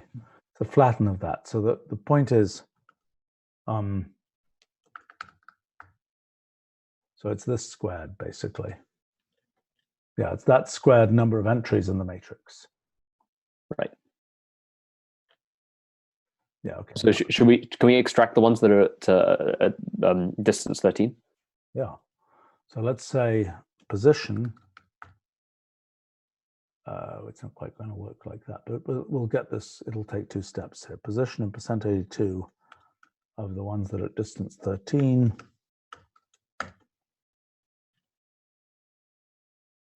Okay, let's do a sort on this so that we don't, well, maybe we don't want to do that. That's telling us, okay, so 355. What do you want to do here? This is what we want to do probably. We're trying to partition this, right, into ones that, so these are ones that are where the first and second elements here are far apart from each other. Right. So in fact, let's just I mean, we can simplify this a little bit by doing this.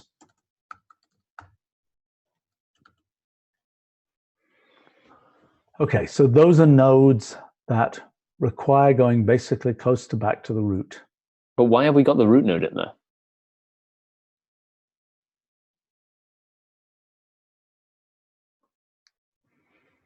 Well, it's obviously something with our common ancestor computing code. Wait. Why would the distance function change the elements that appear in the distance matrix? Well, let's take a look at this thing here. The complement of this. Oh, wait. Sorry, no. Maybe this is fine. So no, actually, we're wrong. We need another step. We have to index into this thing. Every one of these is actually not a node number. Yeah, exactly. Yeah. Into this thing.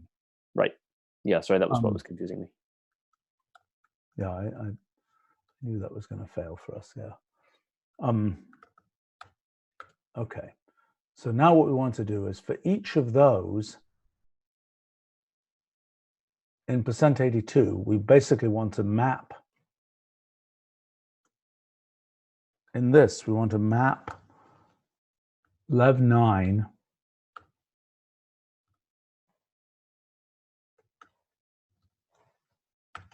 onto that at level 2. Okay, so that's going to give us actual node numbers. Right. Okay, so these are the nodes. So what we can do here, just for the hell of it, let's go ahead and color one set of nodes red and one set of nodes black, something different, okay, in the original graph. So we're going to say, Okay. highlight graph of GGG, and then we're going to say transpose of this, right? To get each of those sets. And then the first set we want to do, how do we do this again? We're going to do style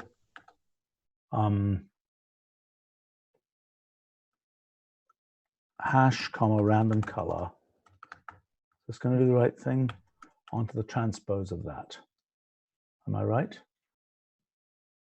Let's see. And I think we need to make these large. So let's say vertex size goes to 4. Okay. Well, we at least got the vertex size large. It didn't seem we got the random colors. Okay, so that's showing us, ooh, interesting. Okay, so that's showing us our most distant, the graph layout system. It's so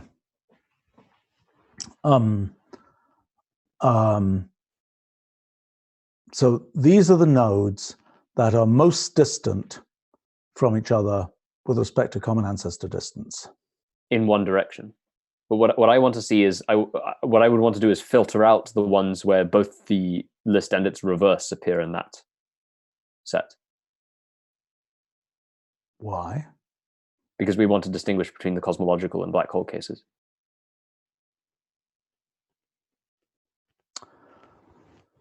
Let me think about that for a second. So your claim is the distance function is symmetric. No, I understand. For the cosmological case. For the cosmological case, it's symmetric, and for the black hole case, things can go in but can't come out. Right. So the claim would be for black hole horizon, the distance function is asymmetric. The cosmic horizon, it's symmetric. Let me just ingest that idea for a second. So in traditional general relativity, do we understand that in terms of, is Jose still with us, and does he understand that? Why? So we have a bunch of incoming JD6, and you're saying that in one case you can get GD6 coming from the rest of the universe and going into the black hole.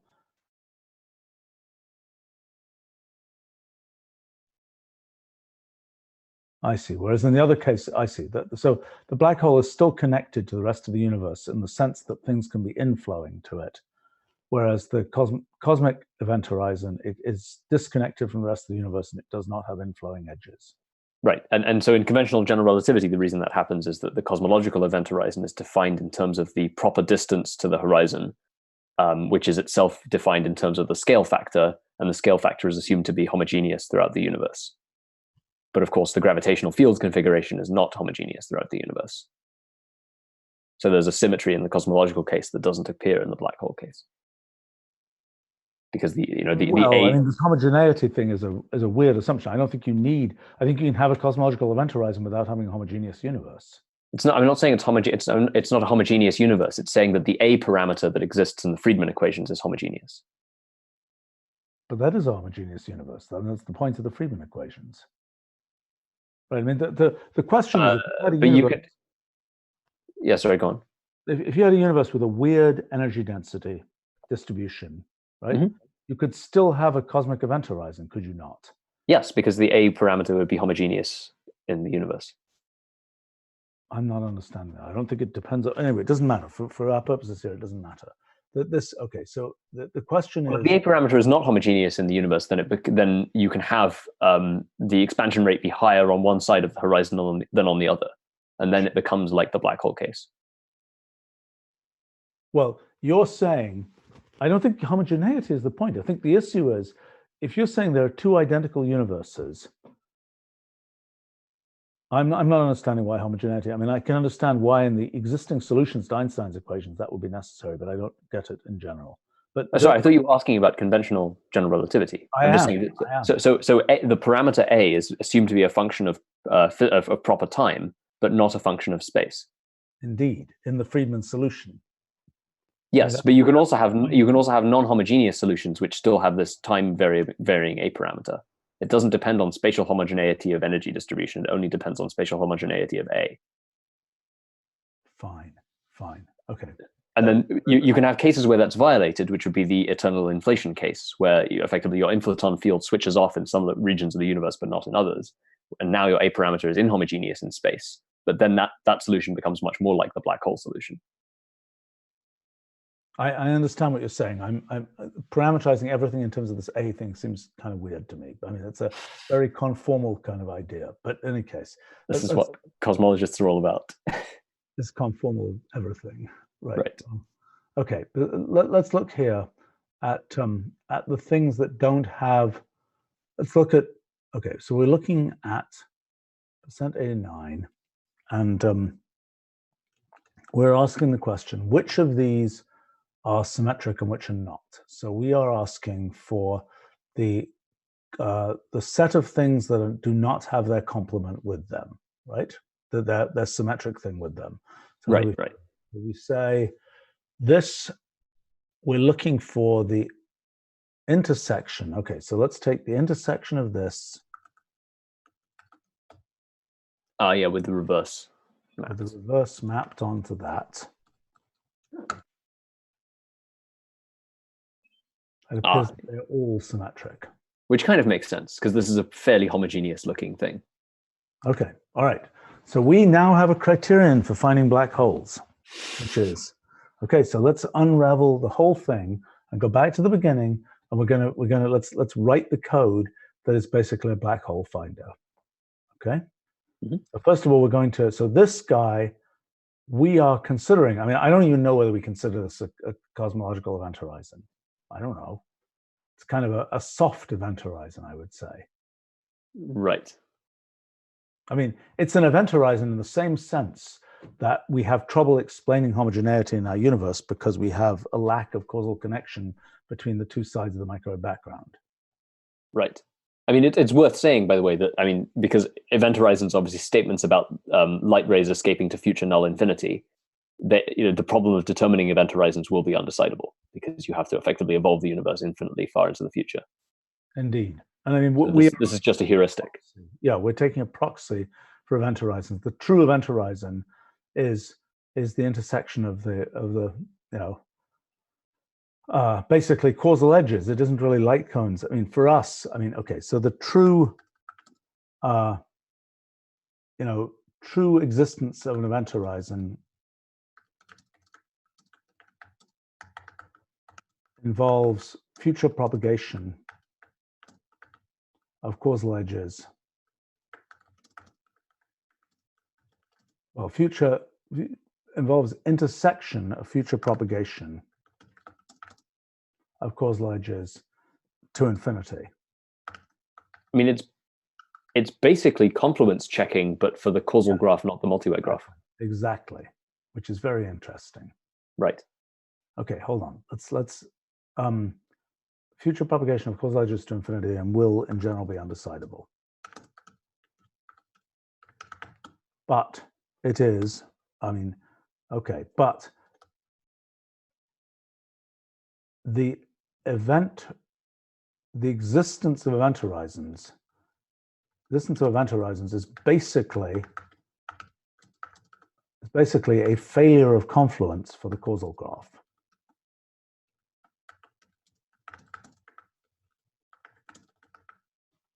We should put confluence in inverted commas to make it clear. It's not actually confluence. It's something. It's similar. Failure of merging, confluence like merging. Right.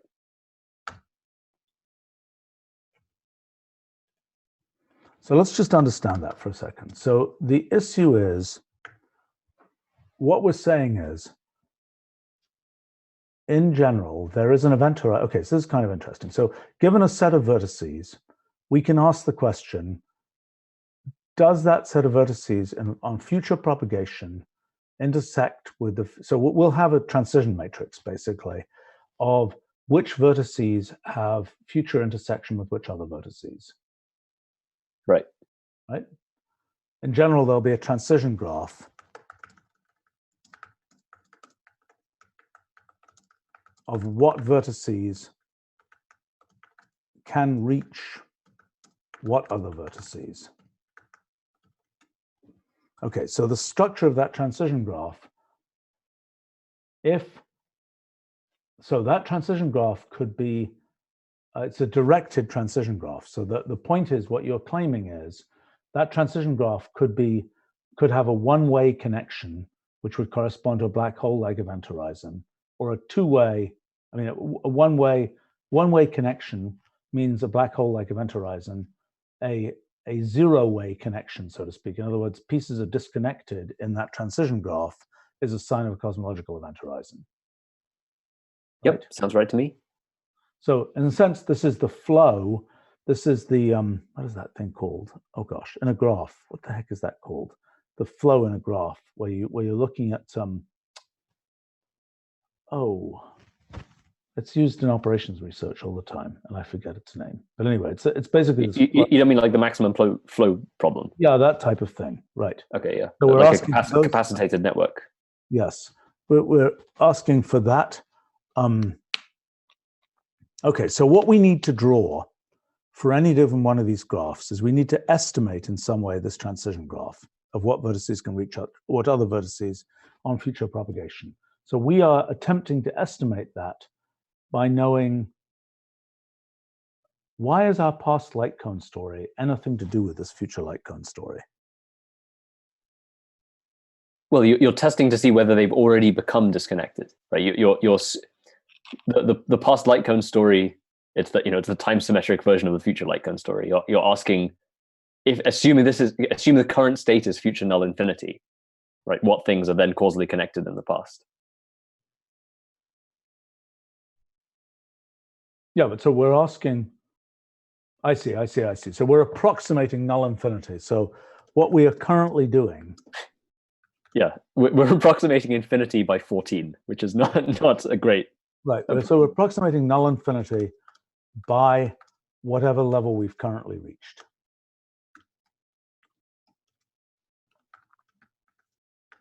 But then when we're looking at, so the signature here of a disconnection, okay, so I don't understand, from this, what would we see? How do we draw the transition matrix from the data we have here? See what I'm asking?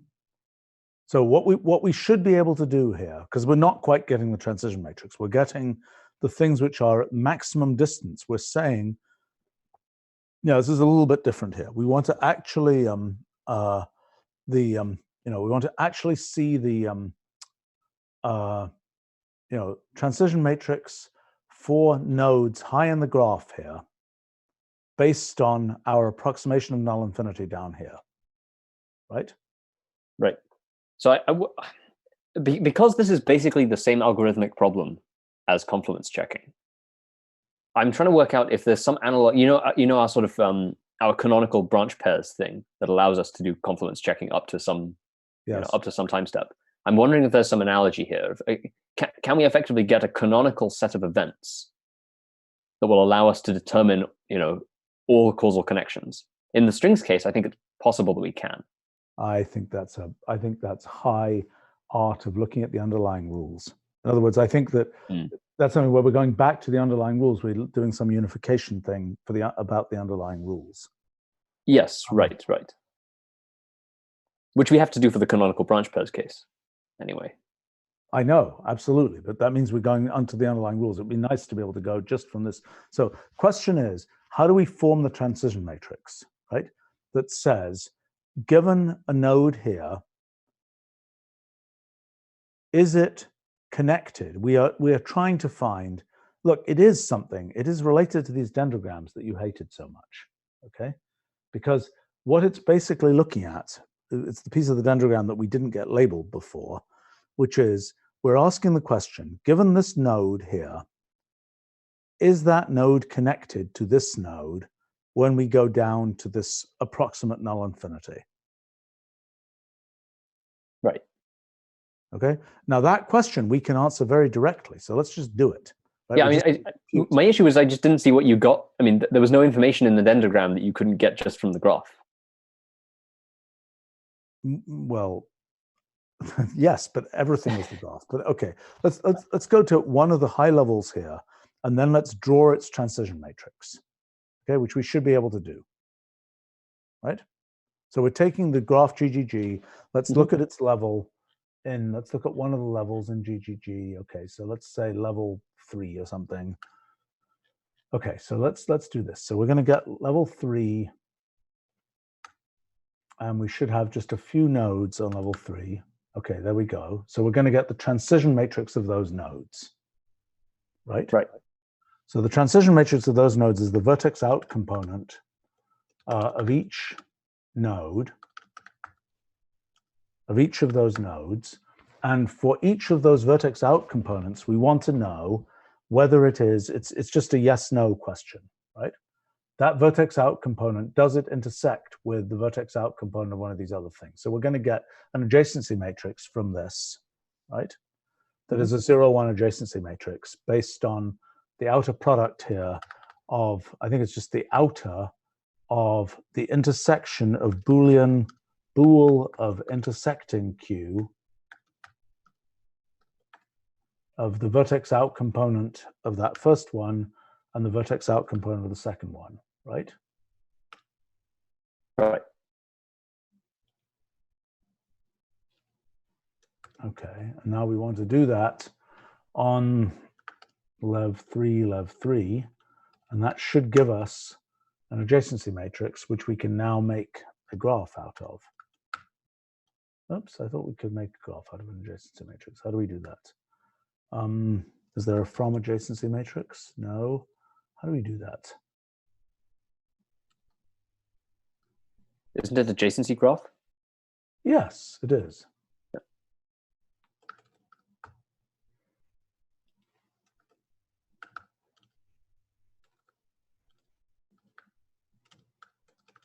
And we probably should have, okay. So that is giving us, now that is a symmetric graph, but that's quite interesting. That's the adjacency of nodes at level 3. Why isn't it a directed graph? Is that because it's a symmetric matrix here?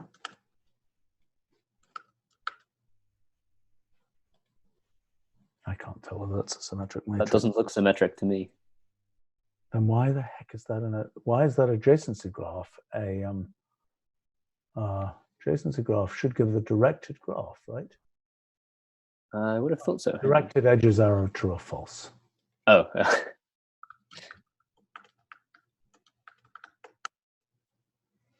Okay, there we go. That makes slightly more sense. Yeah. This is very interesting. Okay, so this is showing us, so we could essentially insert that. That is the level 3 graph. So let's go ahead and make the, say here,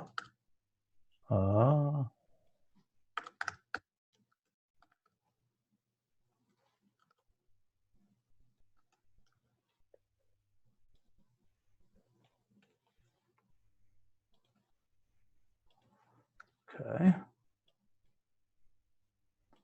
So let's go ahead and live a little bit dangerously, and let's try and do this for up to, let's say, 6.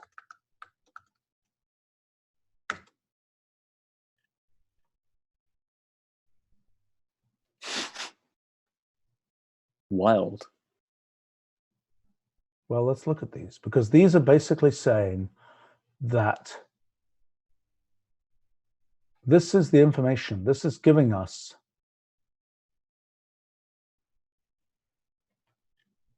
so that's saying that you can get across the universe, so to speak. We're only going down to level 14, right? So this is telling us for each of these nodes. Well, I mean, anything that isn't adjacent is causally disconnected if you believe that 14 is future null infinity. Indeed, indeed. But so what we should look at then is the family of these graphs given a particular component level, right? We look at the family of these graphs as we increase 14. Yes, right. Right? To see whether everything is getting closer to being connected, because ultimately those two are connected. That's what that means. I mean, this thing is basically saying that first of all, the self loops you can get rid of, because the self loops all come from a thing being connected to itself.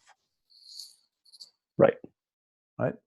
So in fact, we probably want to say in here, in the adjacent simple graph there, to get rid of the self loops.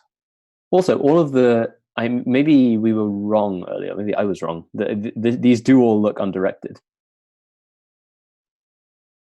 to me. Well, I know, but that's because there are no black holes. Yeah, fair enough. Right. So this is saying that one. So what we expect is that everything, as 14 becomes large enough, well, it's not obvious what should happen, because this is saying that there are things that are causally disconnected for a finite lifetime universe, right? Right. The question of whether it's a genuine black hole or merely a finite lifetime universe disconnection, so to speak. 2 points can be disconnected for 14 billion years and then suddenly connect. Right. So this is asking, did they connect yet? Mm-hmm. Right. But this is already an interesting way of distinguishing between the cosmic and black hole case, as you say. I mean, testing whether this is a directed or undirected graph. Right. Already gives us a lot of information. Right. So what we should be able to do here, okay, we've got two things we're going to do. First thing we're going to do is we're going to look at, this is going to give us the answer, basically, because we're going to be able to look at this, because we can do the exact same thing that we're doing here for the causal graphs from full hypergraph evolutions. Right? This is not restricted in any way so we just need to write this piece of code in a reasonable way here, and then we should be able to compute this for any class of for any initial underlying rule. And what we want to do here, so first of all, let's change the 14. Okay, so what I want to do is write the whole thing as let's do this. Let's write this thing. Okay, so what we're going to do is we're going to call it a causal connection graph of the, let's say, should we say the rule, the initial condition? Well, actually, that's inefficient. Let's compute let's say the causal graph first. And then we want to say t that we're now computing it for. And that's pretty much the whole story. So this is, and actually we might as well call that GGG, and then we don't have to retype anything. So let's get rid of the table.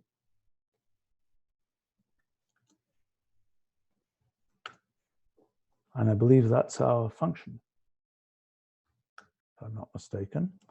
So now that's the causal connection graph. So now let's go all the way back up here where we computed that original creature. Oh boy. Okay, where was it? Here we go. Okay.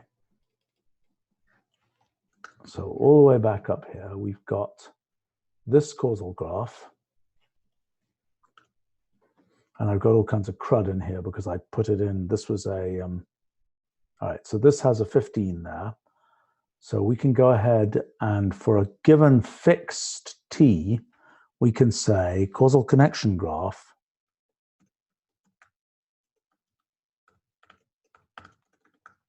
actually, we don't care about any of this stuff here.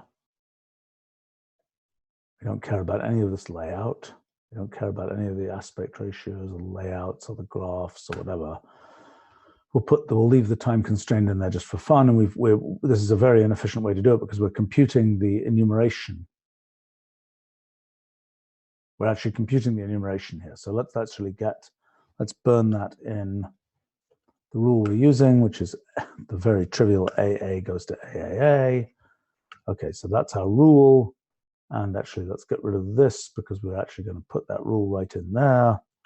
So we know what we're doing here. Well, actually, that BB is totally irrelevant. We don't care about the BB. We could just leave it out if we wanted to. And we don't need the time constraint because we know what we're doing here.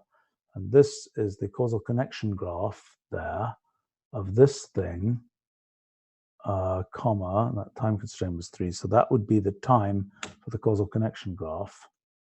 And we got it wrong because I put a null in there. That was very foolish. Okay, there we go. So there's our, for a lifetime 14, right, thing. So let's look at how that third level causal connection graph evolves with the time step, okay? So let's say time step evolution. This is a bit inefficient because we could do this, we could just compute all of them at once, but let's not do that. Let's say t goes from, let's say, 4 to 17.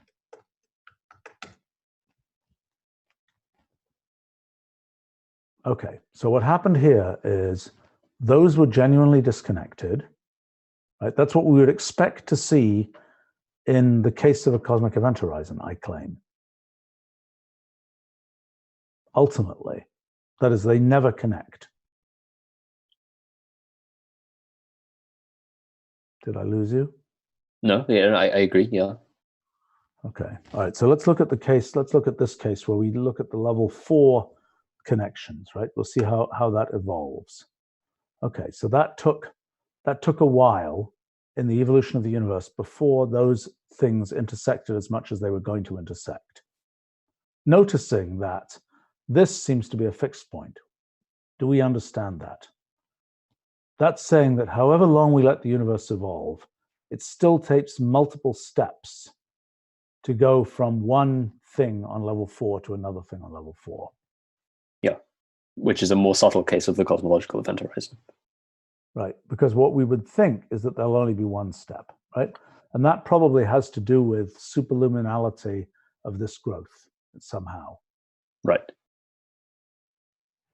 Okay, so this is, okay, so now let's do the same thing for, let's do this, but let's do it for many different rules and we'll see what they look like.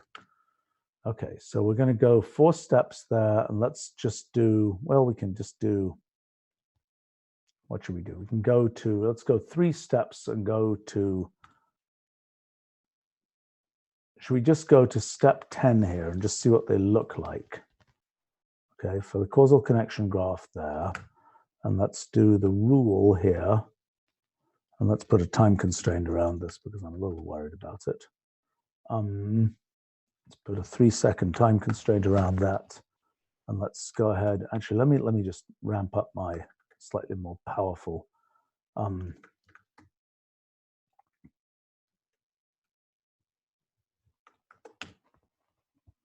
get a few more kernels in the picture.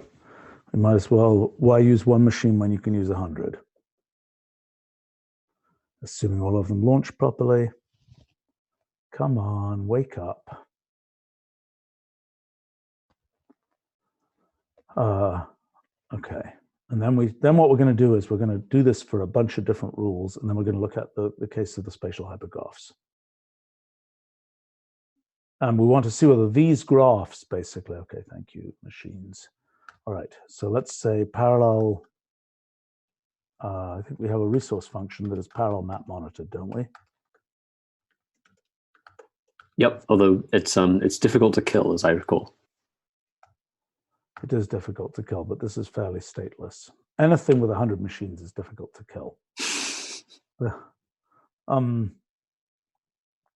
Okay, so let's go back here and look at the, well, wherever it was, way back at the beginning, where we were enumerating possible rules. Okay, so we had, okay, so we got all these rules here. We've got 2, what's its, all right, let's do this, and let's put So we're going to do that, and let's say labeled here with the rule.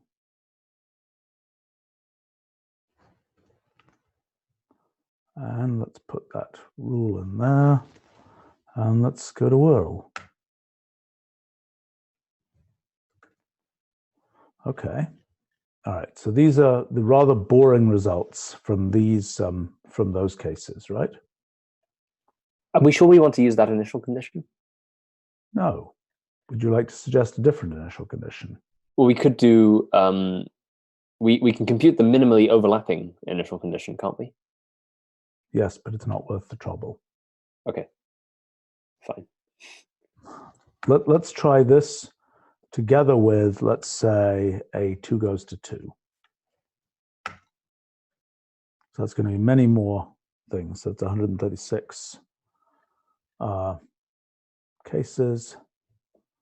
I suppose if you put an A on the end, then it's a De Broglie sequence. Look, look, look, look, look, look, look, look, look.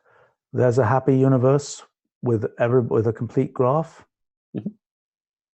That universe has is homogeneous. is a homogeneous connected. universe. Yeah. So is that one. Okay, so this is very interesting. So there are a lot of universes here that basically have laugh. Those are probably the ones that produce black holes. Who knows? Right. How frustrating. Well, we can increase the timeout. Okay, but so what we're seeing here is there are a bunch of universes that are fully connected, right?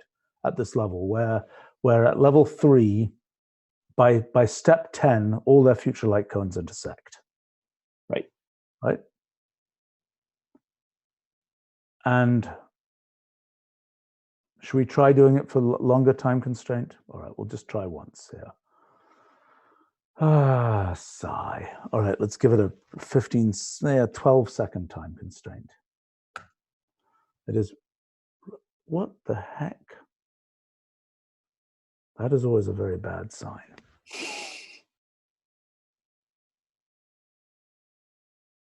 Woof. That doesn't look like a happy parallel computing setup.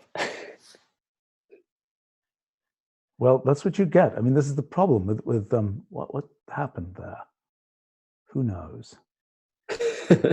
Oh, look at that! Look at that! Look at that! Look at that Cool. guy! Oh, and look at this. Oh wow! guy. No, that's cool. That's like a bubble universe going on there.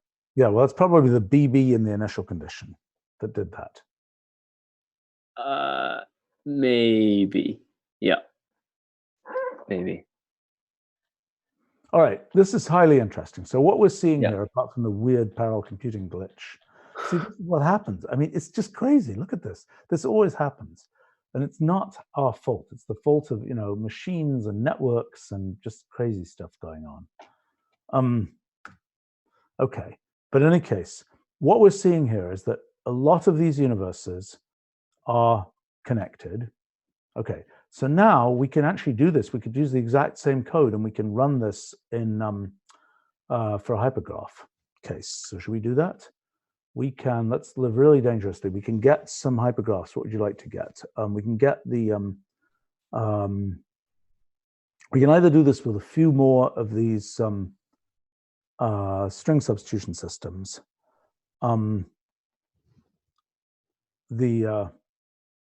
Should we try more string substitution systems or should we go to hypergraphs? Let's jump to hypergraphs. I think what we want to do then is to use the 2-2 goes to 3-2 hypergraphs. And as I recall, I have a nice table of the minimized ones of those. Let's see if I can find it. Hold on, let me just check how many of them there are. Let's see here. There should be a handy table here. All right, we want to look at, I'm proposing that we look at the 2-2 goes to 3-2, of which there are 4,702. Okay, so that's a case of growing hypergraphs where we could start from the self loop. Okay. And let me read in, let's see, I need to pick up where those are. I think we have, I wonder whether we have, does anybody know whether we have these in the data repository? I can't remember. Whether they're there yet. They're certainly in my file system. Whether we've exposed those, I don't know. We should have done.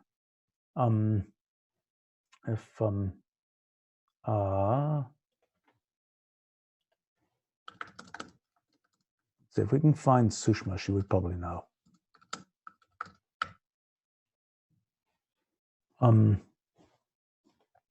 But I can go ahead and find them in my file system for now. Physics, data. So now I want not causal invariant, I just want rule enumerations. Okay, I've got a WXF file here of these rule enumerations. So I want 2,2 goes to 3,2, right? Does this work? Oh, wow, it did work. Okay, it's a bit big. Okay, that's kind of a goofy way to do it, but whatever. Okay, so that is all the rules of that form.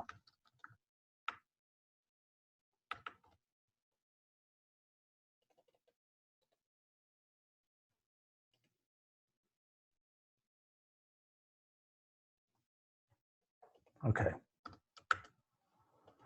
All right.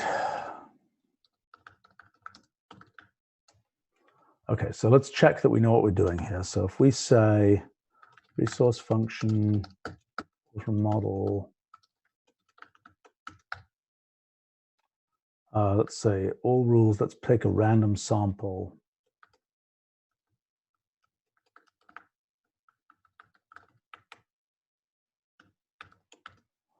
Okay, those are some random rules.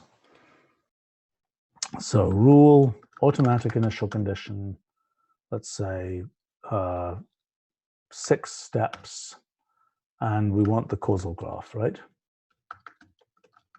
Am I asking for the right thing here? I can never remember whether causal graph is a property of the evolution object or whether you can call it from Wolfram Model directly.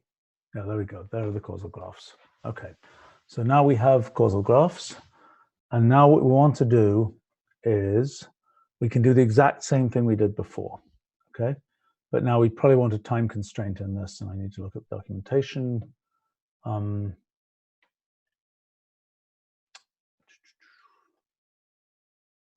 do we do time constraints? Does it just have a time constraint option?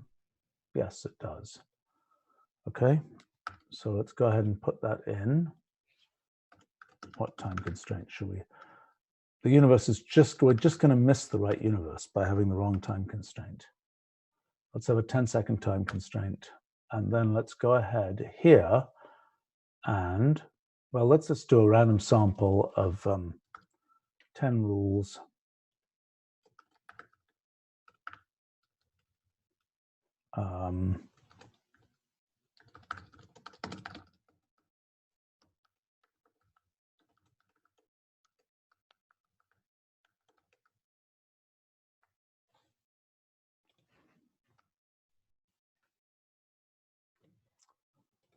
Say down here, 10 rules. It's not using all 100 machines, but well, we can use 20 rules just for fun.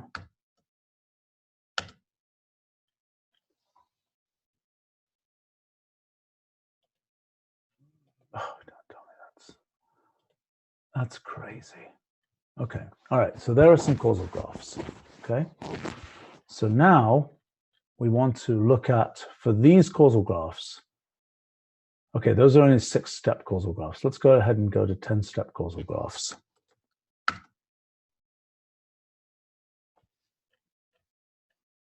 Oh, look at that guy. You know, except I did something super dumb here.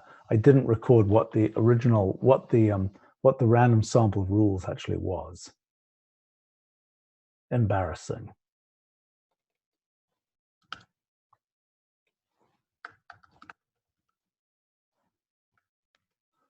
so let's get that sample of rules. And Now we're not going to have any interesting ones here. Well, we might have. Okay, so there's one okay, there are several here that are interesting. All right, there's several diverse things going on here. Okay. There's one possible black hole candidate there. Which? If you look, so the second row middle one. If you look at the leftmost thing seems to have causal edges going in but not coming out. Right. Well, let's see whether we got a black hole here. But let's. Okay. So now what we want to do is this causal connection graph. If we do, then that's cool because we have a black hole and a cosmic horizon next to each other. Okay. Causal connection graph of the graph and then the time step, right?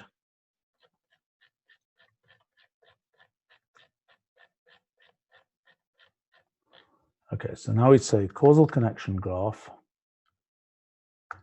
of the graph and then the time step. Let's say 3. You do that, 3. And let's go ahead and just put the original graph and that thing together. And then let's map that over this thing here.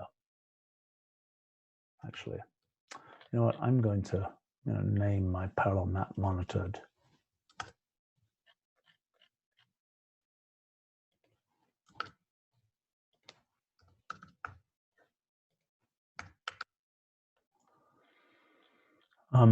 That's line 117.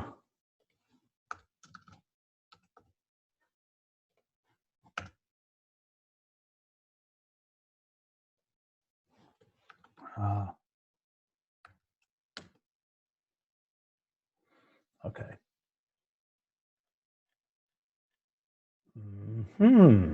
Look at that. That looks a bit cosmological to me. Yeah, right. But there's a cosmological horizon, but there's also, you see, there's a black hole event horizon, but it appears after the third step. It appears at the fifth step. You see. Okay. All right. Okay. Fine. So let's take. Well, look. I think that's a black hole horizon. Okay. Well, hold on. So what we've got here. So the first thing. So many of these are essentially complete graphs. They're either completely useless or they're complete graphs. Okay.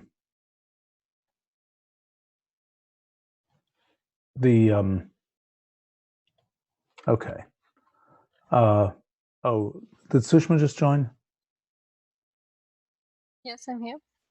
Hey, do you know the stuff that is that enumeration of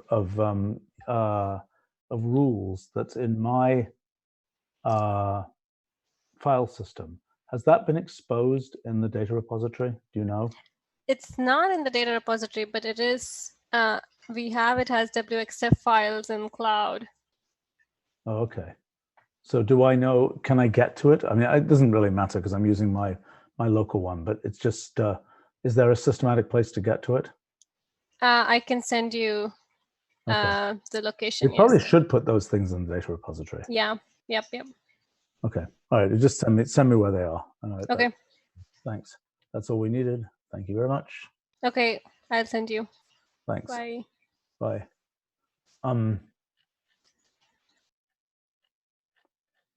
Okay. So, all right. So let's take this guy here, whichever that one was. Oh, this is so embarrassing. 1, 2, 3, 4, 5, 6, 7, 8. Isn't this why we developed the interactive list selector? Yes. That thing. I just didn't use it because I was too lazy here. Okay, there we go. 1, 2, 2, 3. Okay, so so let's go ahead there and redo that computation.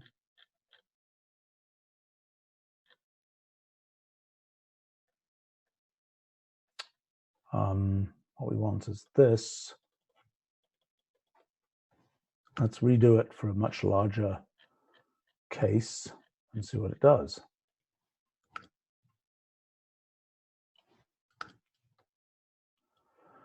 How dangerously should we live here? Let's try doing 15 steps.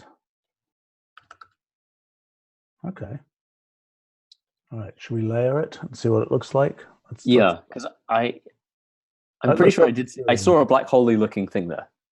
Okay. All right. Well, so let's get the layered version of this.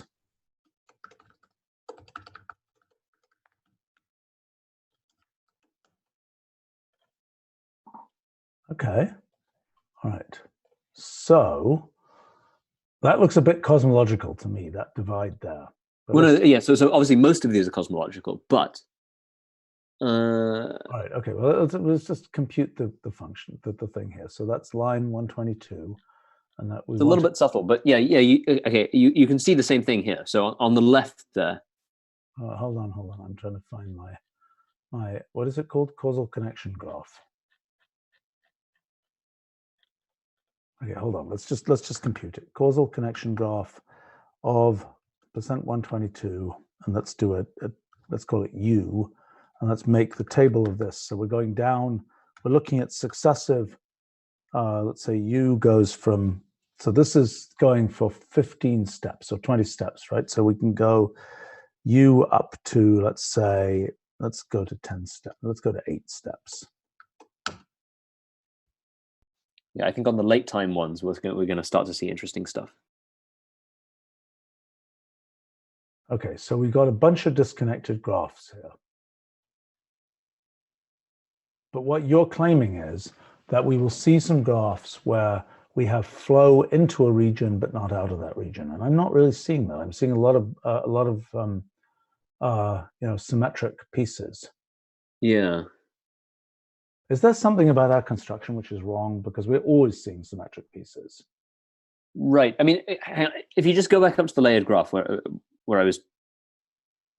Okay. So yeah, okay, there on the left, you can see that there are two causal edges that flow into that structure. So, okay, there are these three disconnected structures on the left there. Yep. If you look at the rightmost one of those, there are two causal edges that flow into it at the top. Yeah. But obviously nothing flows out. So that's the beginnings of a black hole event horizon. Well, okay, where are we seeing that in this picture? Because we're not, which makes me concerned. So can we do more than 8? Can we go up to 10 or something? Just out of curiosity.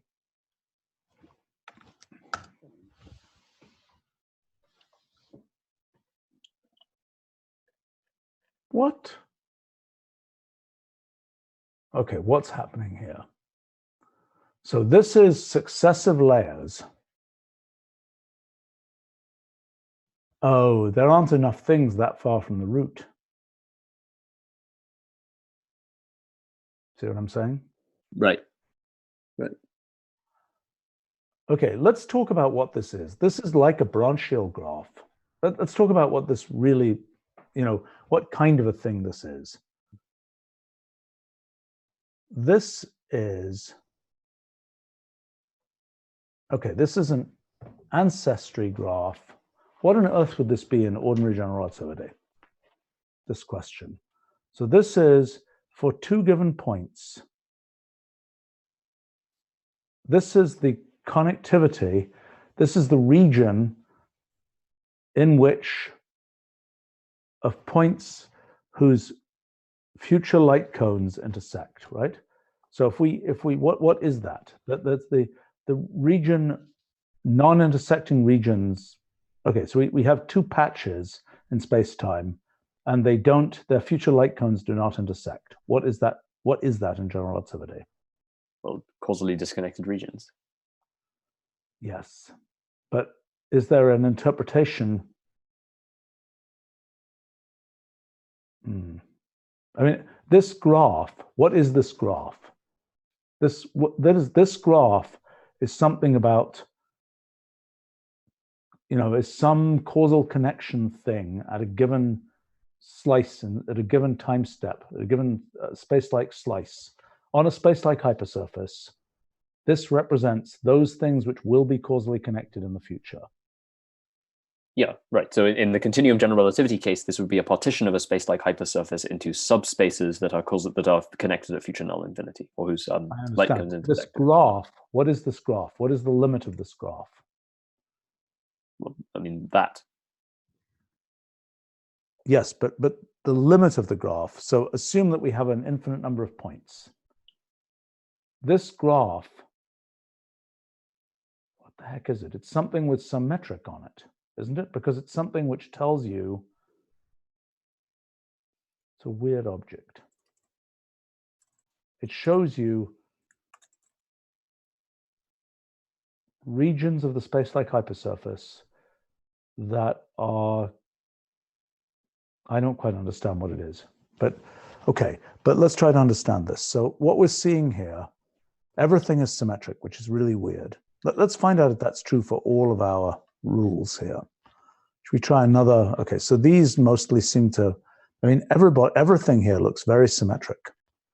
We don't see anything that's not symmetrical. So why is that? Okay, let's take one of these and try and understand why everything is symmetrical, because that seems suspicious to me. That's making the argument that that the common ancestor, okay, what's a scenario in which it shouldn't be symmetric? A black hole event horizon. Well, I understand that, but what's a simple graph with just a few nodes in which it shouldn't be symmetrical? You've got to be able to get from one thing to another. Let's just make a very trivial graph. Okay, well, I mean, two paths where every node on one path connects to every node on the other, or to a node on the other path, but not vice versa. Okay, let's make that graph. Okay, so you're saying two paths. All right, so let's have a path graph. Let's have two path graphs. There's a path graph. I don't know how we make a directed. Why isn't that a directed path graph? I thought they were directed by default, but okay. Does this have a directed edges option? Yes. Okay, there's a path graph. Okay. And what did you want? Do you want another path graph? Yeah, and so that vertex 1 on the first path graph connects to vertex 2 on the second path graph.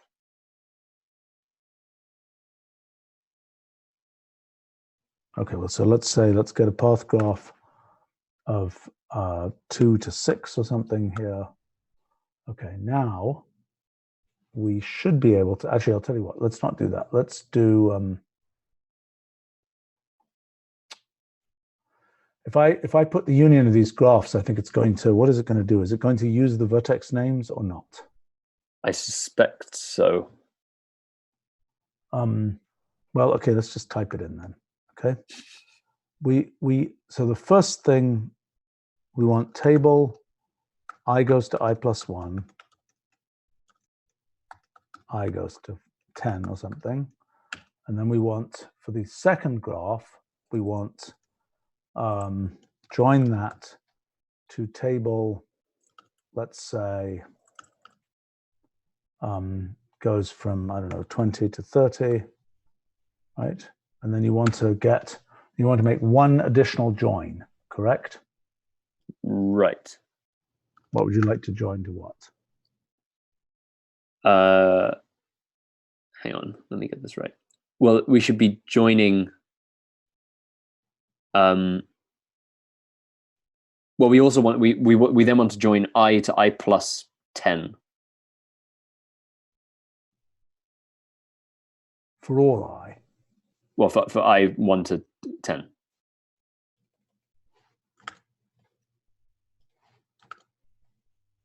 Wait, hang on, is that right? Why is I going from? Because you told me to have two separate path graphs. Yeah, okay. So maybe it's I plus 20 to join. What would you like to? Yeah. Sorry. Should we? I goes to I plus 20. Sorry. I think I'm having trouble visualizing this for some reason. There we go. No, that looks right. Okay, so this is our sort of candidate black hole-like thing, according to you. So let's do for that thing a BHC, the black hole candidate. Let's try making this thing here, causal connection graph.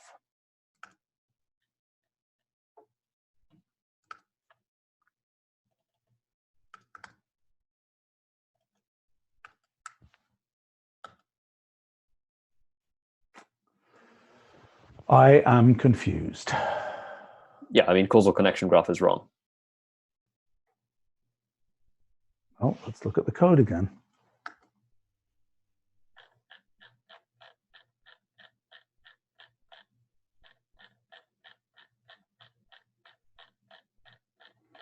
Good news is we can easily rerun all this stuff. Okay.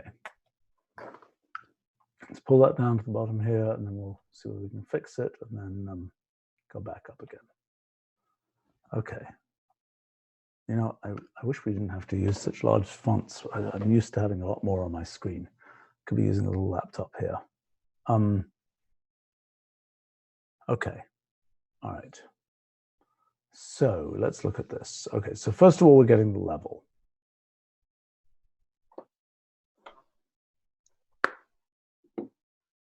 That is assuming node 1 is the start node, which I think is okay. So let's just check that.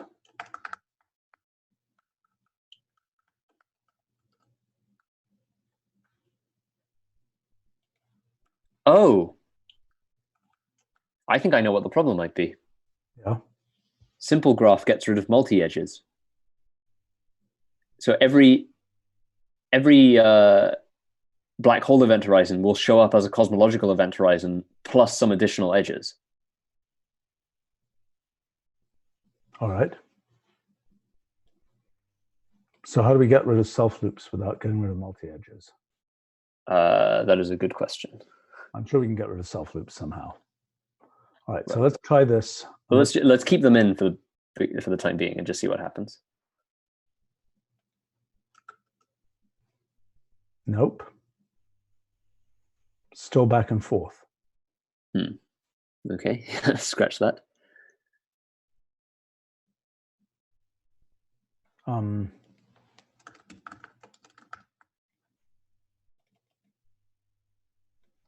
Okay, so let's look at this again. So what is this supposed to be doing? So given the out component, this is saying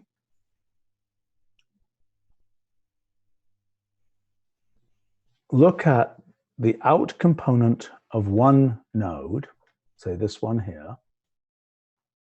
Yeah, and the out right. component of another node, say this Yeah, one. so this is incorrect because everything is causally connected if it falls into the black hole, right? That's the issue with this code. If anything in the causal graph can be causal, will meet at future null infinity once it passes the event horizon. Okay, but the definition is if it meets at future null infinity, then it's connected. Yes, right, but it has to. This is the issue. We need to have a concept of exterior future null infinity. Humph. Okay. So how do we do that? Well, hold on a second. So you've got these light cones. We've got light cones from 2 points. We don't have any notion of interior and exterior. For that, we'd have to actually know the event horizon. Right. Compute. Mm-hmm. Okay. Do we still have Jose with us? He might have an idea here. Yes, I'm here. I don't know whether you've been paying attention. Can we summarize what Not we're completely. Okay, good. All the better. Doing something. Okay, so here's the question. We're trying to figure out, we got 2 points on a space-like hypersurface. Yep. And the question is to decide whether there is an event horizon between them, so to speak. Okay?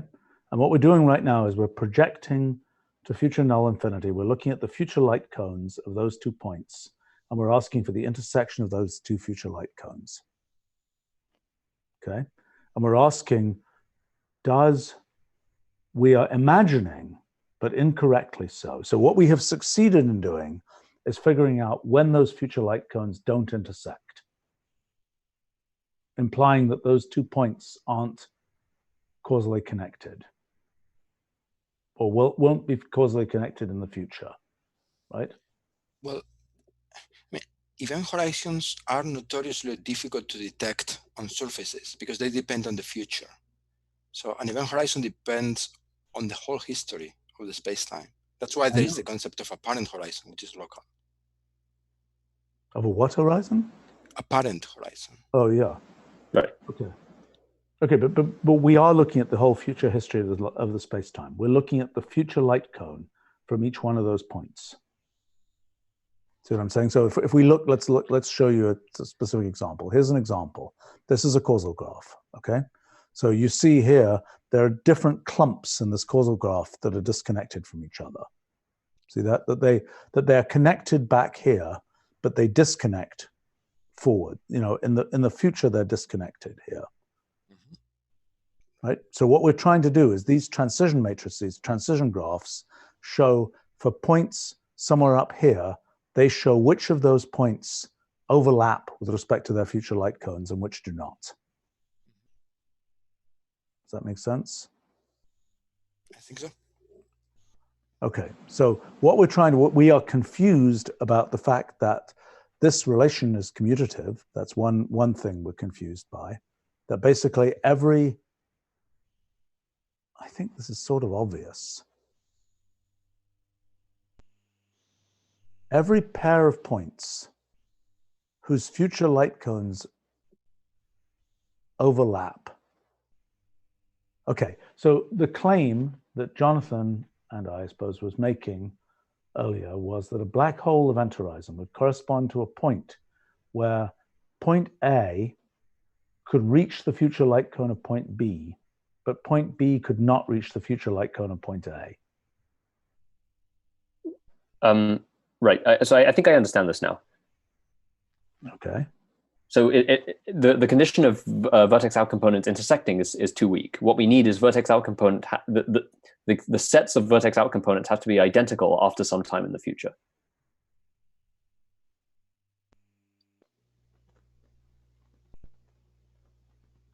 You're claiming the vertex out components have to be, that the light cones have to correspond to the same points. After some time. Really? So the issue we're having is that, you know, right now our condition is do the future light cones intersect, and obviously that's too weak because they always intersect on the interior of the event horizon for any point in a causally connected universe. Yeah. But what we actually want to know from the point, okay, so if you think about the actual conformal geometry around an event horizon, what you're really saying is there's some point in the future where the future light cones for the interior and exterior points eventually become the whole of space-time. So in other words, there should be a point in the future where the out components are actually the same. All right. So okay. So let's make that claim then. So let's say, do you think vertex out component sorts, or do you think it doesn't? I don't know. Who knows? We'll just sort them.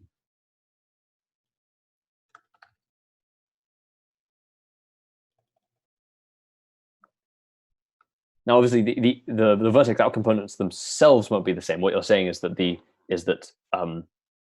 there will come a point where the new elements you add are identical. If you see what I mean, that I see. There will be a time t in the future such that all of the paths of length t, of length at least t, will yield out components that are identical.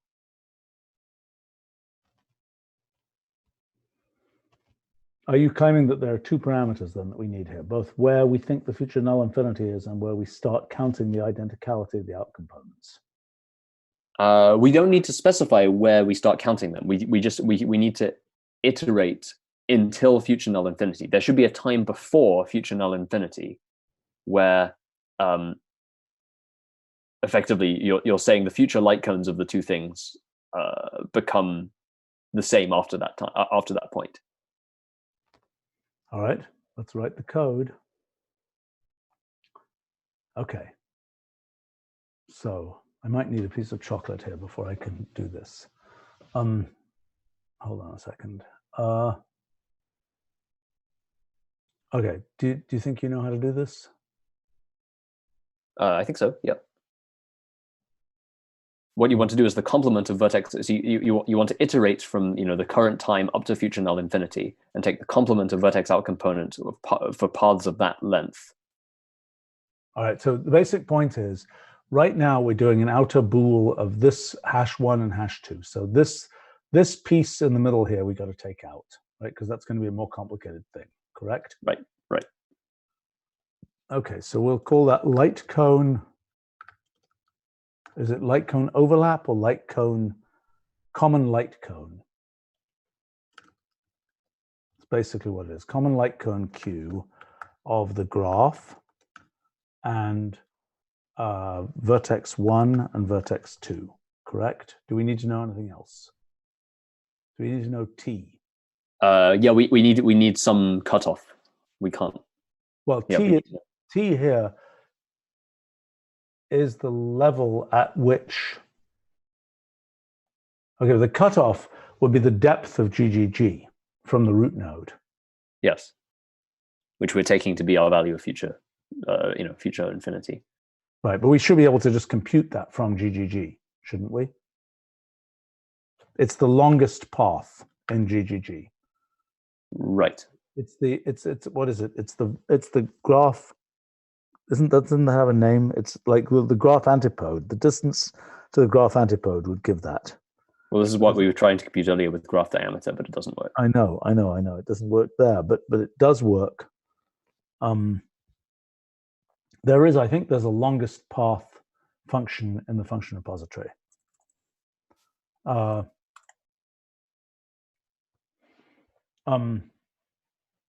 Just 1 second. My brain needs a little bit more fuel here. I'll be right back.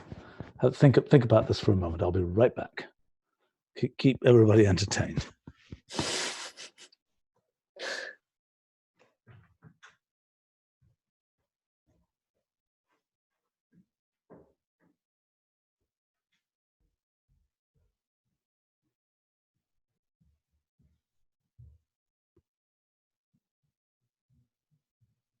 Oh, we could use this time to catch up on Twitch questions. What have we got? Looks like some of the nodes of the adjacency matrix have chiral arrangements of edges around them. Does this have any significance? Possibly, but we now believe that these adjacency matrices are actually wrong. So they might have significance, but with respect to some interpretation that we no longer believe. Oh, what's this? In section 3.1 of the technical introduction, in the last paragraph, the description of how the short code for a rule is created is incomplete. What exactly is hash to create the WMXXX code, and what hash algorithm is used? That is a good question. I think I know part of the answer to that. So the hashing is a combination of it's a combination of the rule signature and some. The actual hashing algorithm I think turns out to be SHA-256 if I recall correctly, and the thing that's hashed is some combination of the rule signature and some pairing function applied to the specification of the rule itself. But I can double check that. What else have we got? Can you have black holes without matter to create the black hole? Does that mean we found matter? That's a great question. So obviously we don't yet know what baryonic matter corresponds to in the context of our models. We have some ideas that it's kind of localized persistent structures that correspond to certain topological obstructions in the hypergraph. But yeah, so without knowing that, we can't have some notion of kind of what the singularity is made of. But right now, the search is this is why we're not specifically searching for a gravitational singularity. What we're looking for is the other signature of a black hole, which is this event horizon, which is a purely space. It's a purely topological structure in the space-time, and we're kind of assuming that something like the weak cosmic censorship conjecture holds in our models, that effectively, whenever there is a singularity, that there will be an associated event horizon. So we can infer its presence by looking for the event horizon. So the answer to your question is yes, we have a way of thinking about black holes without actually having a concrete notion of what matter is, and maybe by doing these searches, we can get a better sense of what baryonic matter will end up corresponding to in the context of these models, and we can potentially validate these ideas about it corresponding to sort of topological obstructions and things like that. Oh, hi. Hello. All right. Shall we keep writing this code? Or did you just solve the cosmic censorship hypothesis? I was rambling about the cosmic censorship hypothesis in response to a Twitch question. Okay. Although I thought we were quite close to having something interesting to say about that with respect to sort of encryption of computational complexity of foliations. Maybe you were talking about that. No, I didn't get to that particular point. I think the cosmic censorship, the weak cosmic censorship conjecture, for the simplest case of a singularity, of an, i.e. a normal form, I think it's trivially true, right? That you can't construct a foliation around a normal form that doesn't have an event horizon in it. I think so, because you can only have incoming edges, because you obviously can't have outgoing edges from a normal form. Right, exactly. So, I mean, if that turns out to be the correct model of a singularity, then I think we have, proving the weak cosmic censorship conjecture is actually quite. But I don't think it is. I think normal form is a very, very trivial case of it. I mean, the normal form. Look, in general relativity, are there normal forms in general relativity? What is the thing cut out of the universe at the center of a Schwarzschild black hole? I've never really understood that. I mean, other than I know the topology of the thing, blah blah blah blah blah. But in other words, what would it look like if there was a normal form in a PDE? What is the analog of a normal form in a PDE? I think it's what you can't extend. There's a failure to be able to extend. Go ahead. Failure of some analytic continuation or something. Sorry, Jose, were you saying something? No, I was trying to understand the concept of normal form in general relativity. What do you mean by that? What we mean is that in the case of these rewrite systems, a normal form is something which just doesn't rewrite. It just gets stuck. So, for example, there's an edge that comes down in the causal graph, and it just stops because nothing. It gets to a string XXX or something that just has no rewrite. Right. But I think this is exactly, the analogy is exactly the notion of future extendability of curves in Lorentzian manifolds. Well, so what is that in PDEs? This extensibility business. What is that? So you have the notion of a maximal Cauchy development, right? So you're saying if you have the ability to define this, to define the Einstein equations as a time evolution problem, then so effectively you have a Cauchy problem on hypersurfaces. Then you can define a maximal future Cauchy development, right? And so where are cases where that fails, where there isn't an infinite maximal future Cauchy development? Well, in a case where you have a singularity, if the cosmic censorship conjecture is true. Right. The standard example would be a time-like singularity that starts emitting. So the light cone from the beginning of that time-like singularity would be a Cauchy horizon, because you cannot predict the future. The singularity would be emitting garbage, effectively. What's an example of that? I mean, well, that's precisely the thing that general relativity tries to avoid at all costs. That's concept censorship. So right. Yeah, the strong censorship conjecture says that can never happen. Exactly, time-like. Actually, there can be no future of any. There is no initial condition whose future is inextendable because the equations stop working. Right. What's the analog of that? Do you know for in the theory of shock waves and other kinds of PDEs? Do you know how that works? Is that to me or to either of you? I don't know. Well, I mean, so you can also form. Obviously, you can formulate the Euler equations and things in terms of Cauchy problems, and so you can also discuss Cauchy developments of the of characteristics in the Euler equations. Indeed, but then what happens? Is this like the formation of shocks or something, or what is this? Because the formation of shocks is more like the violation of strong hyperbolicity.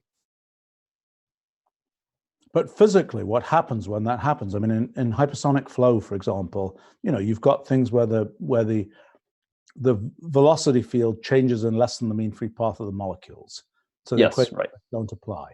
Right, but so mathematically, what's going on in those cases is you get intersection of characteristic lines, and in the general relativity case, you get intersections of characteristic lines when your foliation of interspace like hypersurfaces yields intersections, and that happens exactly when you get a failure of global hyperbolicity. Okay, but that's not, I mean, the thing that is interesting in the fluid case is that the fluid, we know the underlying physics in the fluid case, and simply the Navier-Stokes equations simply do not apply at a hypersonic shock, right? So in the case of the Einstein equations, we think, we have thought in the past that we understand what's going on and that it's just Einstein equations all the way down. We now have an alternative to that, right? So I'm trying to understand what is our analog of a shock front in our models. So obviously what it is ultimately is something where it matters what the underlying things at the scale of the elementary length are. Right, right. You need to derive some analog of the Rankine-Hugoniot conditions. The what conditions? Those are the conditions that describe how fluid quantities change over a shock front. What are you calling them? I think that's what they're called. Rankine-Hugoniot. Yeah, sorry, I didn't understand you. Yes. Oh yeah, my pronunciation is probably completely. And mine also probably, because I've only read them. No, actually, it's not true. I've heard them sometime. Probably in the bizarre episode when people were trying to apply cellular automata to the space plane. Right. It's a different story. Right.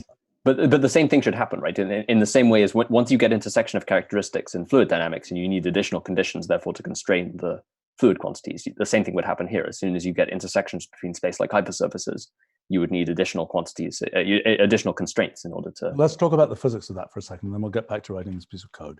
Let's talk about the physics of what happens when essentially there's a shock in space-time, right? Because the Einstein equations just throw up their hands and say, well, if it became an infinite shock, sorry, we don't apply anymore. There's a hole in the topology of space-time. In the geometry. It has been tried several times to rewrite the Einstein equations as some sort of conservation law equations. But because there are not really physical thing conserved, it just doesn't work. It's all very two gauge dependent. Right, but so in other words, because in the fluid equations, there is an underlying thing, which is there's a conservation of mass and so on in the fluid. Right. But you're saying for space-time, you could imagine rewriting the Einstein equations so that you're dealing only with sort of integral quantities, so to speak, rather than the full, because that's essentially what's happening in the fluid case, is that you've got these integral quantities that you can know conservation laws for, even though at the microscopic level, the PDE version isn't defined anymore. And you're saying that the integral version of the Einstein equations, there isn't an integral version like that. Exactly. Right. And that's why it's so difficult to get the equivalent of the Rankine-Hugoniot conditions, because there is no natural entropy or energy thing that defines. Except maybe there is in our models. Let's think about that for a second. Isn't that, hang on, I'm dimly remembering, am I misremembering the name? It's called something like the Bono-Masso formulation. There is a weak integral formulation of the Einstein equations that, as Jose says, is very gauge dependent. But you can, hang on, let me see if I can find what I'm talking about. Right, so this is used in numerical formulations, so that when you have a good high resolution shock capturing method for the fluid part, if you can rewrite the Einstein equations in a way that fits that algorithm, then you can solve both things at the same time. But it's a choice that works well for the numerics. It's not really. Okay, but I want to think about a different question, okay? Because what we think about in the Einstein equations is they give an infinite derivative, you're out of luck, basically. As soon as you've got weird, in the Schwarzschild solution, for example, you just cut that point out of the space-time because you say the equations don't apply there, we have nothing to say, right? But we don't have the freedom to do that in our models. So this is coming back to what is a singularity in our models. See what I'm saying? Because in the case of fluids, I know how that works. I mean, like for these underlying molecular dynamics, idealized molecular dynamics models, the presence of a shock is something where essentially the ergodicity no longer applies. If I'm making sense. Right. It matters. So in our case, it would be somewhere where there's a failure of microscopic randomness that means the conversion of sums to integrals is no longer valid. That's correct. So now what does that actually mean? What does it mean? So it means that for example, our notion of dimension maybe, or our notion of how we derive essentially the metric won't work anymore. Now, in the fluid case, we're deriving a fluid velocity, and in the case where the molecules matter, we can't derive a fluid velocity anymore. Right. Which what?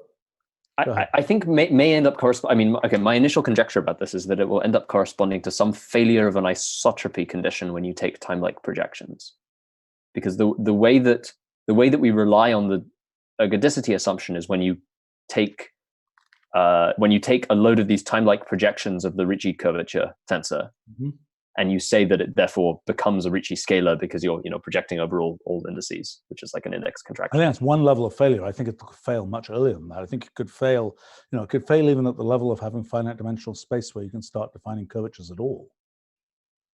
Sure. Okay, but that would be like, well, that's just like, you have a region of space which is, arbitrarily well connected. But let's just think about that for a second. I mean, what, in the world of dimension change, you're asking the question, what is the singularity at the center of the Schwarzschild solution? What is it like? What are we going to see in the causal graph when that happens? Right? And, one known type of singularity that we have is a normal form. I mean, we could also obviously feed into a closed time-like curve. That would be another thing that's like a normal form, but not quite a normal form. Right. I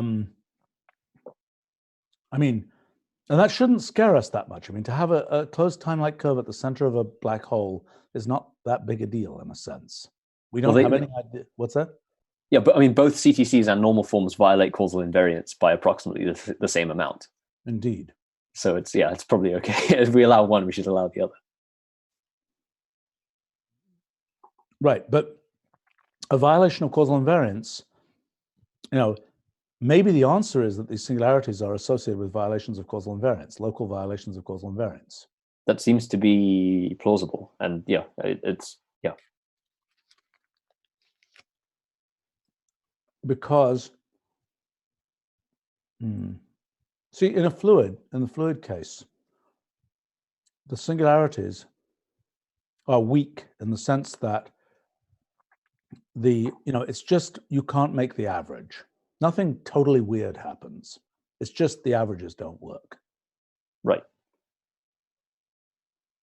Well, so if this general conjecture is true, then that means the weak cosmic censorship conjecture, both the weak and strong cosmic censorship conjectures, I think, actually, are just statements of aggregate causal invariance. So the statements that you can have localized violations, but they can't be externally observable. Yes. Yes. I mean, the observable universe has causal invariance. Right. What is the relationship? What is the imagined relationship between singularities and any kind of quantum issues? I mean, because that's not what, in standard black hole theory, there's lots of stuff about the event horizon, but there's nothing about the singularity that I know of. For example, is there particle production at the singularity?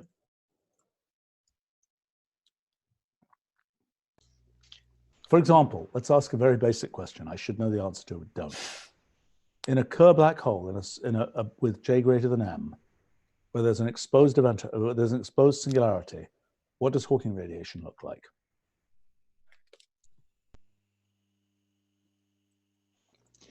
I would say that these things depend very much on the character of the singularity. For example, when you have a space-like singularity, the singularity is in the future. The singularity is not something that you see when you are inside the black hole.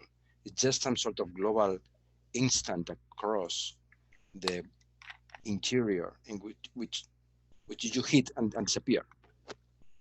So you don't see anything. Sorry, you don't see anything coming out of the singularity because the singularity is always in the future. So you're saying that the geodesic, which is you, might collide with that singularity, but you will never see it coming. Is that what your claim? Right. So in a sense, the distortion of space and time is so high that r = 0 becomes an instant of time. r equals 0 is not something that is at a given position. It's something that is in your future always. So you hit it and disappear. And so that's the standard, that's the simplest type of singularity, the space-like singularity. And the usual understanding is that because things become so large in the equations, there is some sort of decoupling of different points. And so each one behaves independently, and there is this big KL conjecture that things are chaotic and oscillatory, etc. And you just have your own point, your own evolution, and you hit the singularity at some point in the future. But wait a minute, the statement "you have your own point" is the statement that the continuum approximation somehow breaks down. The main idea is that in the equation you have time derivatives and space derivatives. The time derivatives become much, much larger than the space derivatives. So you can effectively ignore your neighbors inside the black hole. Your own time evolution is independent from your neighbors, and you can ignore your neighbors. And that's the origin of chaos, because anything that happens at a point has very little influence on what happens in the neighboring point. This is the BKL conjecture, which seems to be confirmed in numerical simulations. So, okay, so what you're saying is the rate of change with time is so large, it basically breaks up into a bunch of ODEs, and there's no PDE, there's no space dependence. Exactly.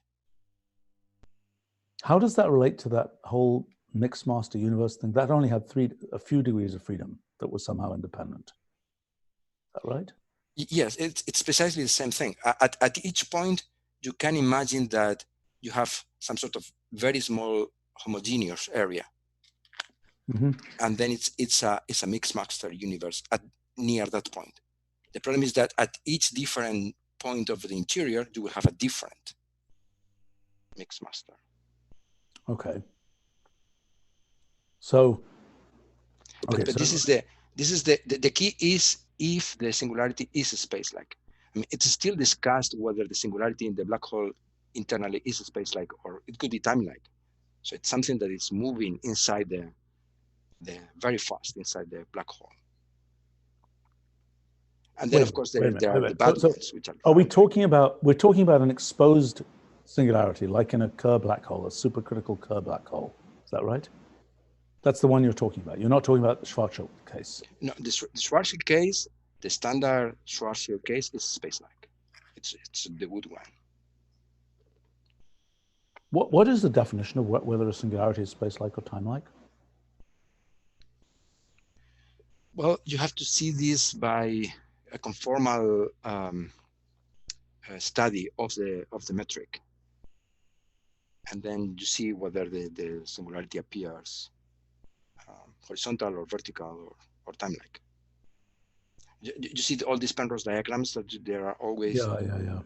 So you see it there. But that depends on, I mean, disentangling that from the coordinate system is non-trivial, yes? Yes, exactly. It's non-trivial.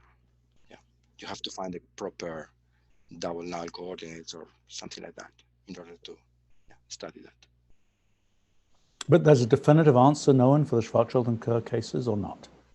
Yes, for the static solutions, absolutely. Stationary solutions, yeah, this is well known. The problem is that real spacetimes will be dynamic. So it will not be exactly this. In the interior, as we were discussing before, the exterior, we know these solutions are attractors of evolution, and so eventually the exteriors will be like these solutions. But interiors are not attractors. Yeah. Well, you're saying there may be no hair on the outside of a black hole, but there's an infinite amount of hair on the inside. Yeah, there's a lot going on inside. Yes, exactly. But in particular, you're claiming that every point basically has its own independent evolution. Yes, but I mean, eventually they all hit a singularity, because what we know from the singularity theorems is that the singularity is there. We don't know anything about it from these theorems, but the singularity is there. Well, you're saying that the GD6 all land on the singularity in the end. Right, exactly. Okay, I want to come back for a second again to the physics of our models, because I'm still trying to understand we've got these two simple models for what the singularity might be like that work in a non-causal invariant, are violations of causal invariance. The question is, even when there is causal invariance, is there something? Because I don't think,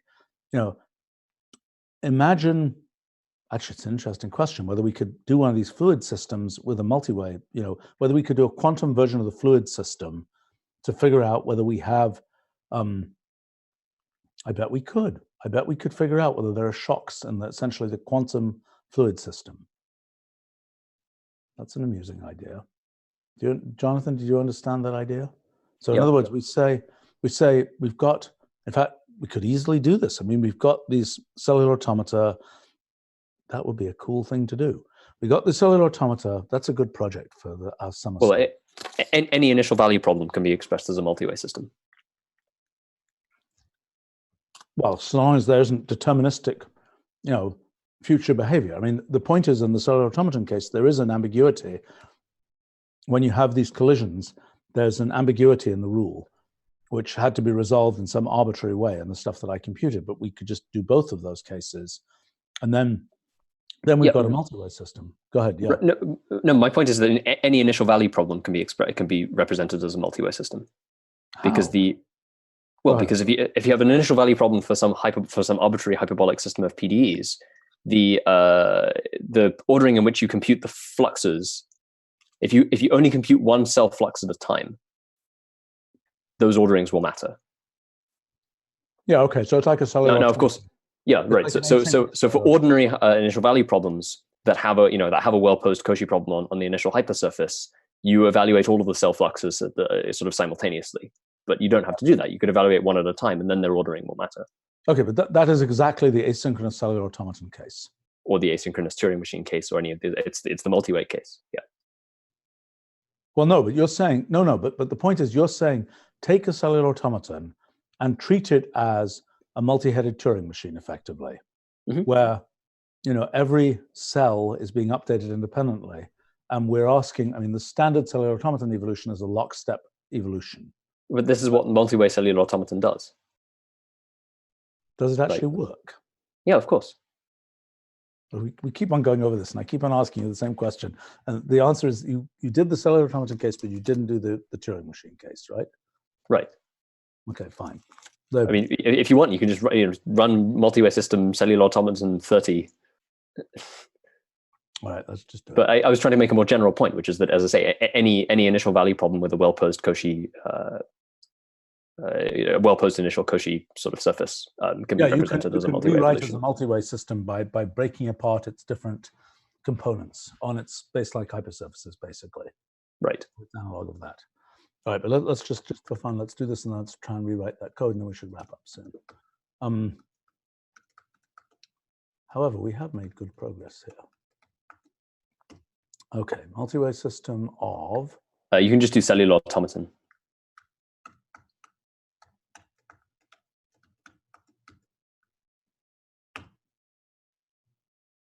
What do I want to do? A states graph? Sure.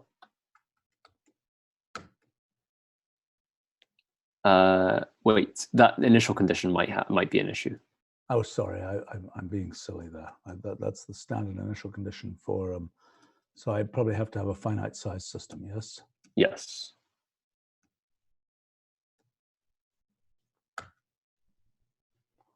Oh my gosh, what the heck is that? So you can set the vertex size to be something more visible.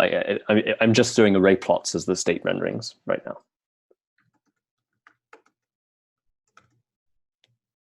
That was a bad idea. I think, yeah. There you go. All right, let's take a look at this guy.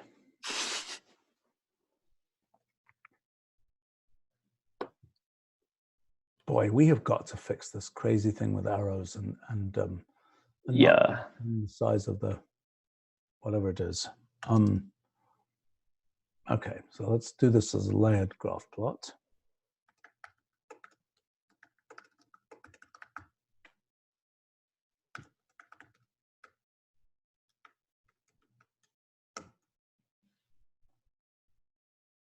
Okay, I officially don't understand what's going on. Where's the initial condition? It's not at the top. Well, which is very odd. Okay, first of all, these arrows look terrible. Terrible. Oh, you know what? Don't we have to do that thing where we do the performance goal arrow quality? That might help, but it won't fix it. Or it won't help. Terrible. Yeah, Okay. yeah. This is my fault. It's this is what happens when you have yeah. That's the initial condition. Right. What the heck is this doing? Well, let's try a trivial case where we sort of think we understand it. This I claim is going to be a closed time-like curve, but it isn't. It's just a thing sitting there. Right. Okay.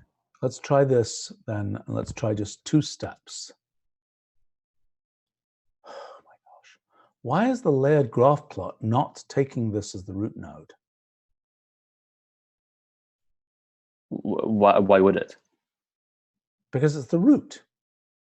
If it's a layered digraph, that's the thing you pick up and everything comes out, follows from it. Right, but you haven't specified that. I mean, it's trying to solve an optimization problem. It's not going to be perfect. Where do we get to this from? Sorry, I'm forgetting why were we looking at this? Oh, you were saying that any hyperbolic problem can be decomposed into an asynchronous hyperbolic problem, so to speak. Yes, right, and that's described by a multi-way system. But what I'd like to see, in the case of the fluids, I think that's actually a really quite interesting thing, is essentially the quantum version of quantum fluid dynamics, quantum molecular fluid dynamics. So I'm saying, because what we should be able to see there is we should actually be able to see the shocks where it is no longer. We should be able to see. I mean, it would be really interesting to see how that breakdown happens, and whether, for example, sort of the branchial direction somehow matters more in those shocks, as I suspect it will. Right. So, I mean, you already kind of see this in, without realizing it, I think people who do conventional, numerical fluid mechanics stuff have already kind of investigated the multi-way case, because one of the issues you get, particularly around shock waves, is if you are using a dimensionally split numerical method, the order in which you do the splitting matters, right? Mm-hmm. So, and you will get actual, your numerical results will be different if you split X versus Y versus, or Y versus X, or if you do like strang splitting or whatever. And that's effectively, the fact that happens is an indication that there is actually multi-way evolution going on here. Well, or you can, I don't know whether going on. Yeah, I understand. I mean, that the branches of the multi-way system will lead to different physical results for the fluid. Right. That it matters in which order you compute the cell fluxes. We have a question here from Chatatan. How does the hypergraph theory handle the switching of space and time within the event horizon? How do we want to? That's not very difficult. But how? Well, the fact that the causal edges point towards the interior means that what used to be space-like separated is now time-like separated.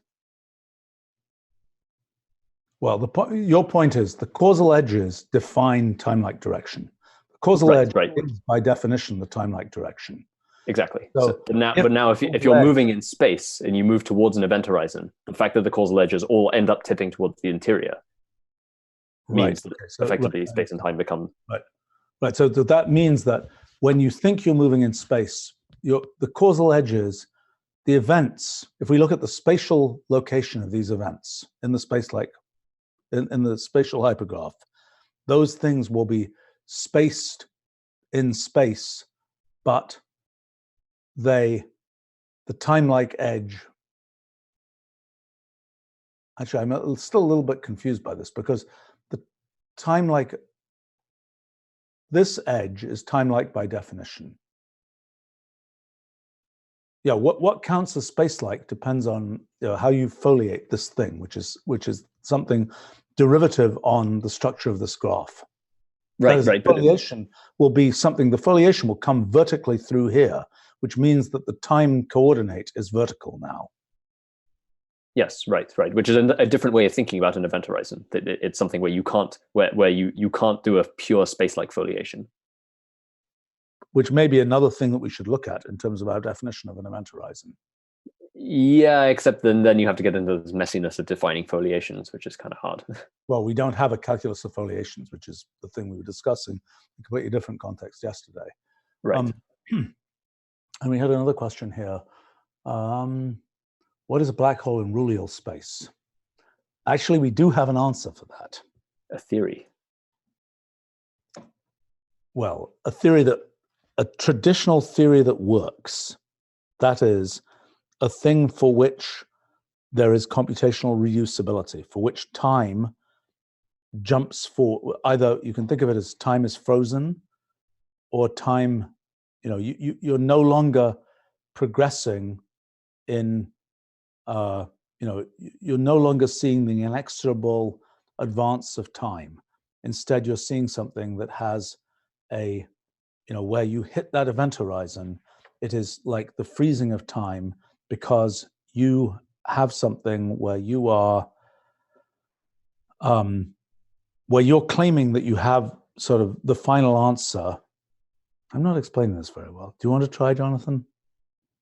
Sure. Okay. So, I mean, my intuition for the geometry of this is that in Rullial space, as we call it, the sort of the sea of computational irreducibility is all the sort of standard, quote unquote baryonic matter in Rullial space, and the pockets of reducibility are the regions that are enclosed in event horizons. Because what you're saying is, as Stephen said, effectively, because you're constrained by the maximum. The reason you get one of these event horizons is because you're constrained by the maximum simulation rate, the maximum rate at which you can get from one rule to another.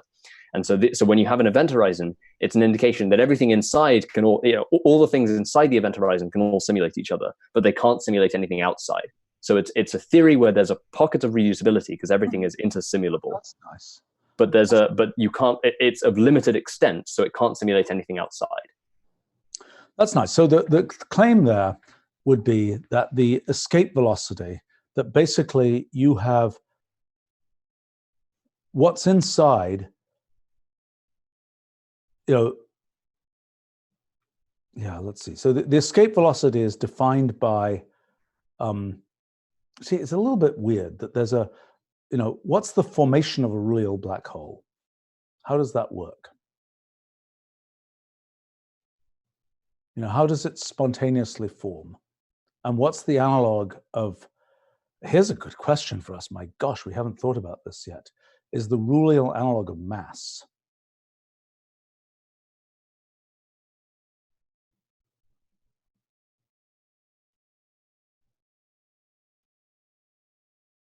See, this is what we get for figuring out this Rullial space stuff so soon before we launch this project. So I'm thinking some kind of time complexity, right? Because it's a measure of time-like activity of a particular rule or class of rules. Yes. So I mean, the real opportunity and the real interesting thing about Rullial space is whether it can geometrize computational complexity theory. And this is asking, what this is like is saying, you've got something, so to think about it in computational complexity theory terms, most of the space is irreducible. Let's say it's complete with respect to some form of computation. It won't be NP particularly, but it's P complete. It's some form of completeness, as in it is computationally irreducible. Now you have this event horizon, the singularity, where the thing is no longer, let's say, P complete, but it's something like a log time thing or something like that. And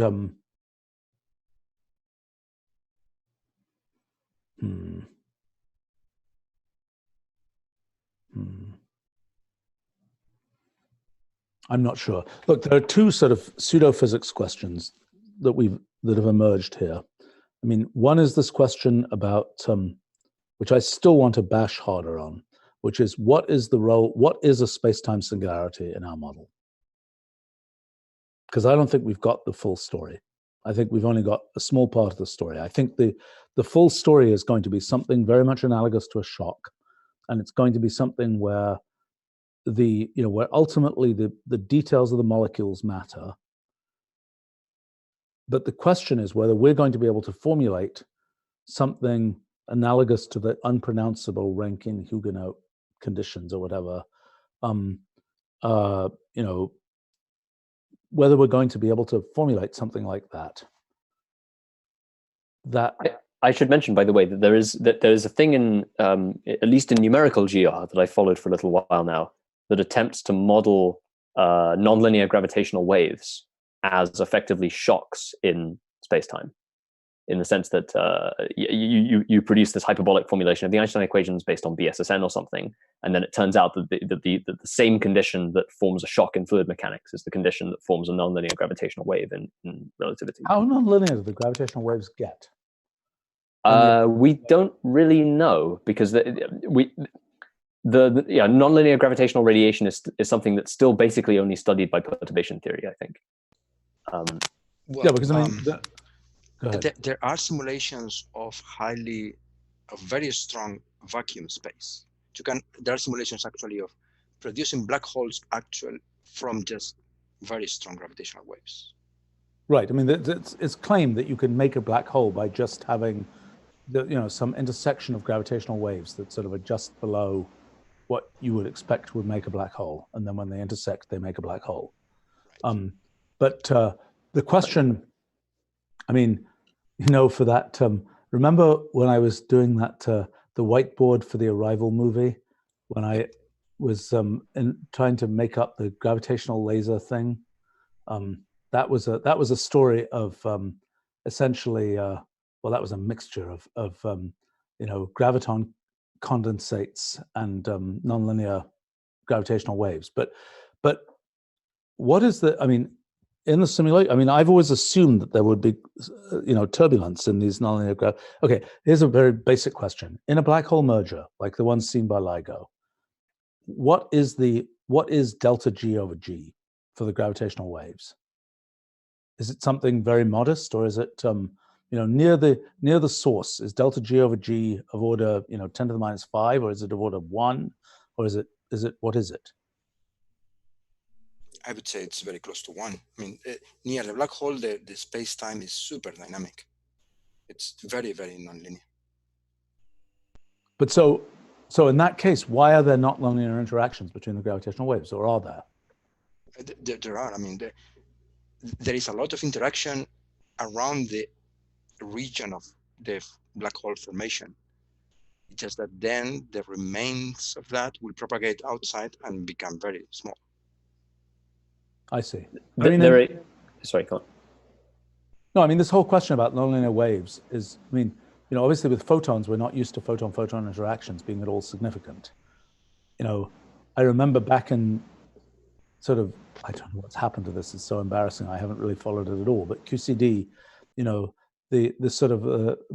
gluon field is obviously a self-interacting field like the graviton field, and there were attempts to figure out what a nonlinear interactions between gluon waves would be like. Obviously you can do it in perturbation theory, but the question is, can you do it? Anyway, was just wondering whether there was a theory of those things.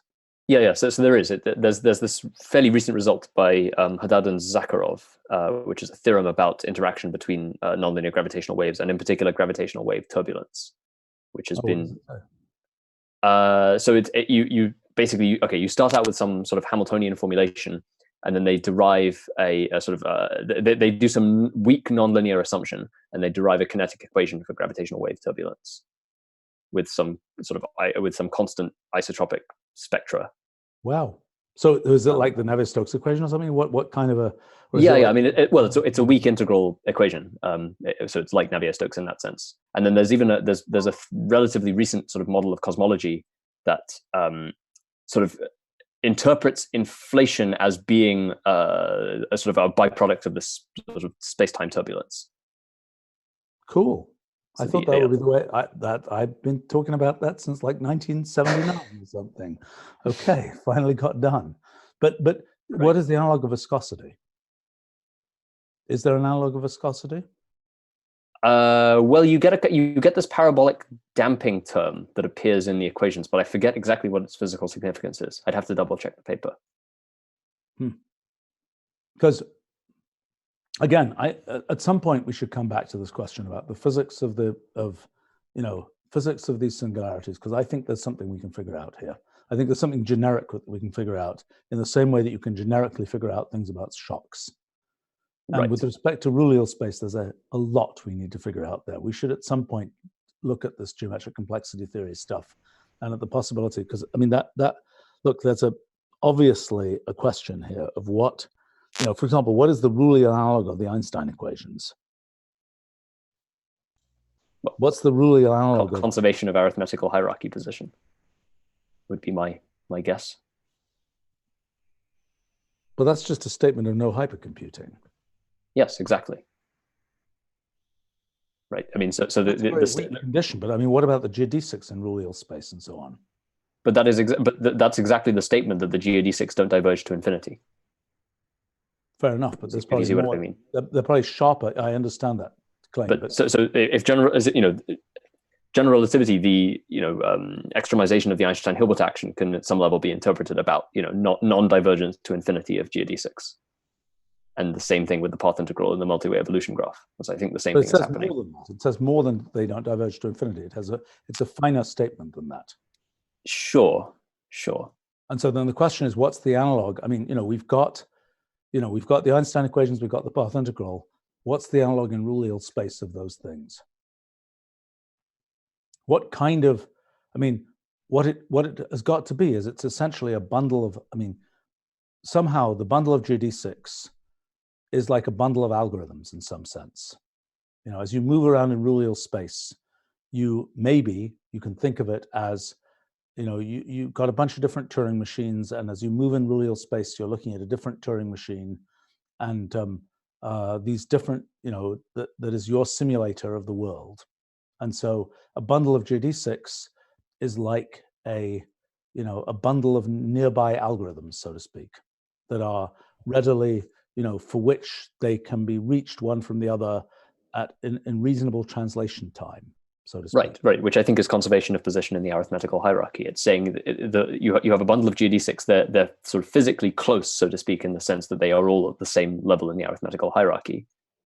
And then you're saying that the arithmetic hierarchy is an incredibly coarse measure. I mean, that's like saying, the arithmetic hierarchy is just saying, are you a Turing machine or you're an oracle to a Turing machine? What I think is more interesting is the much finer grained thing of, are you this Turing machine that is readily interconvertible into that Turing machine, or are you Turing machines that are, far apart in algorithm space or language space or machine space, so to speak? Because I mean, they're clearly a Turing machines which are trivially interconvertible at, in a very simple way. So you think it's more like the polynomial hierarchy? Yes, I think it's a finer grained hierarchy, because I think the arithmetic hierarchy is like, are you in this universe or you're not in this universe, which is much less interesting than are you, this nearness in algorithm space, which we've never had a way to think about. I mean, that's never been a thing. We know in principle in algorithmic information theory, we know that, we have to have only a finite sort of leader for the, when we're converting from one language, one machine to another, it's only a finite translation. And there's a certain discussion about whether that translation, when you go beyond algorithmic information theory to more computational complexity theory, you're asking, is it polynomial convertible and so on. And so what I'm claiming is that what I'm basically claiming is that as you move around in Rulliel space, the notion of polynomial convertibility will be some notion of, I don't know whether it's dimension, it's something like some geodesic ball. It's like, yes, okay, my claim that polynomial convertibility is a statement about the growth of geodesic balls in Rulliel space. Yeah, sure, I agree with all of that. But my point is that the concept of of a causal graph limiting to a manifold of fixed dimension is also a very coarse requirement. It's a global statement that just says that your manifold doesn't end up violating the preservation of dimension condition. But the point is that that very coarse requirement, when you formulate it as an action principle, implies very fine constraints on the local behavior of geodesics. Okay, well, fine. But then my question, my conjecture is that the same thing is happening here. That basically you may be able to get away with just the coarse, the analog of a dimension of a manifold in Rullial space. My conjecture is something like level of computability, and that when you formulate it as an action principle will imply all of the constraints you're talking about.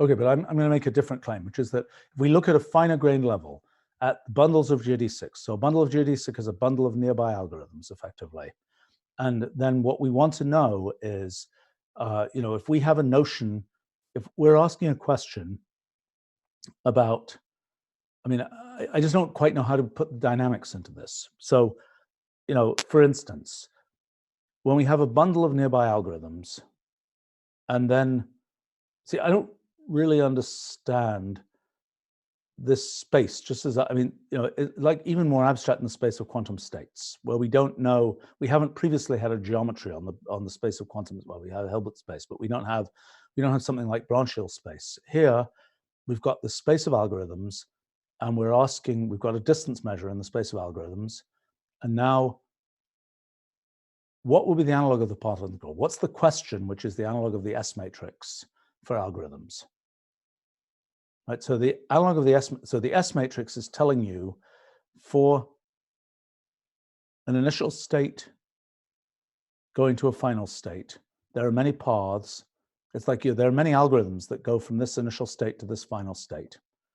And you're somehow asking, maybe the analog of the path integral is some kind of, maybe not time complexity, but some kind of measure of, you've got the bundle of algorithms, and they're somewhere in Rullial space.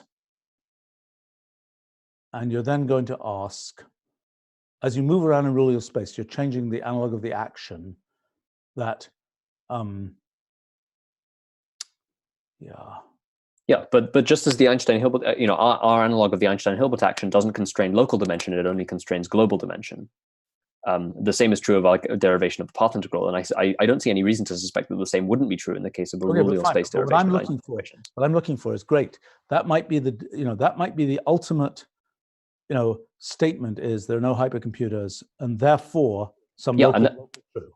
Right, of course, that will undoubtedly place conditions on effective rates of simulability. Okay, so what I'm asking is, we know, the Einstein equations, they give us all the richness of general relativity. The path integral gives us all the richness of quantum mechanics, right? So the analog of that in Rullial space, what does that imply?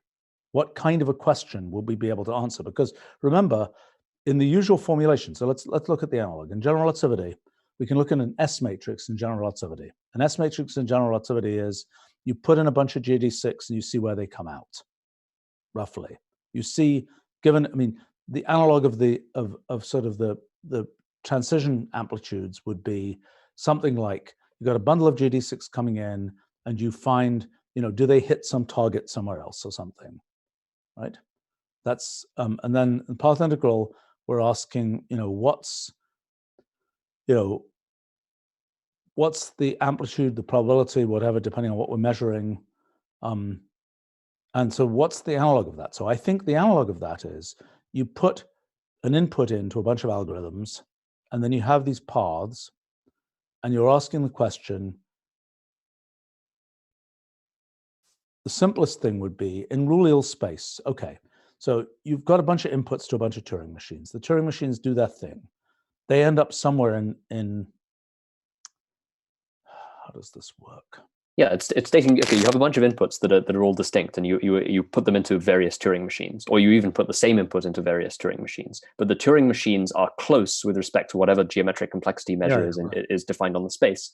And the statement is whatever the results of those computations will be, they will be accordingly close in the sense that they could all have been simulated you know, from one to another by moving in Rullial space. But by a distance that's of the same order of the distance between the Turing machines themselves. Yeah, I mean, some commutative diagram involving Right. the actual operation of the Turing machine versus the distance in Rullial space between the rules and between the answers you get. Right. I mean, the analog of Riemann curvature in that case would correspond to exactly the failure. If you start from a single initial condition and you apply algorithms that are sort of close in Rullial space, what is the extent to which you fail to get preservation of the outcomes? And so what I'm stating is that the constraints on this analog of the Riemann curvature, the failure of the commutativity of the covariant derivative, will be some extremization principle on the basis of computability. Fine, but I want to know so let's say what's the analog of curvature and/or the uncertainty principle in Rullial space? Well, isn't that what I just said? I mean, isn't it? That's the failure of the covariant derivative. The failure. I understand that formally is the case. But what I'm asking is in terms of what one might care about programs. Right. But that is the parallel transport that I think I just described, isn't it? It's you start from a single initial condition, and you're measuring the degree to which adjacent Turing machines fail to preserve details of that initial condition and therefore produce different outcomes. No, but I think the question really is, to what extent can you make up? I think it's some question about to what extent can you make up for a change of algorithm by doing post-processing on the input, on the output. Sorry. Yes, that's right. Yeah, that's exactly what I'm saying, right? So there's a characteristic distance between the Turing machines that correspond to your geodesic bundle. Then they, for a common input, will leave different outputs. And you're stating that the question is the interpretation of that, right? So what we've got is something where great. So the things diverge, or they fail to close in the sort of commutative, diagrammy thing. But that divergence is bounded by the statement that the outputs could be interconverted by a computation that's of roughly equivalent complexity to the distances between the Turing machines themselves. Great, but I want to know what the failure of closure of that parallel transport is. What is the interpretation of that? I think there's an interpretation of that in computational complexity theory that's not too hard to figure out. Let's think. So,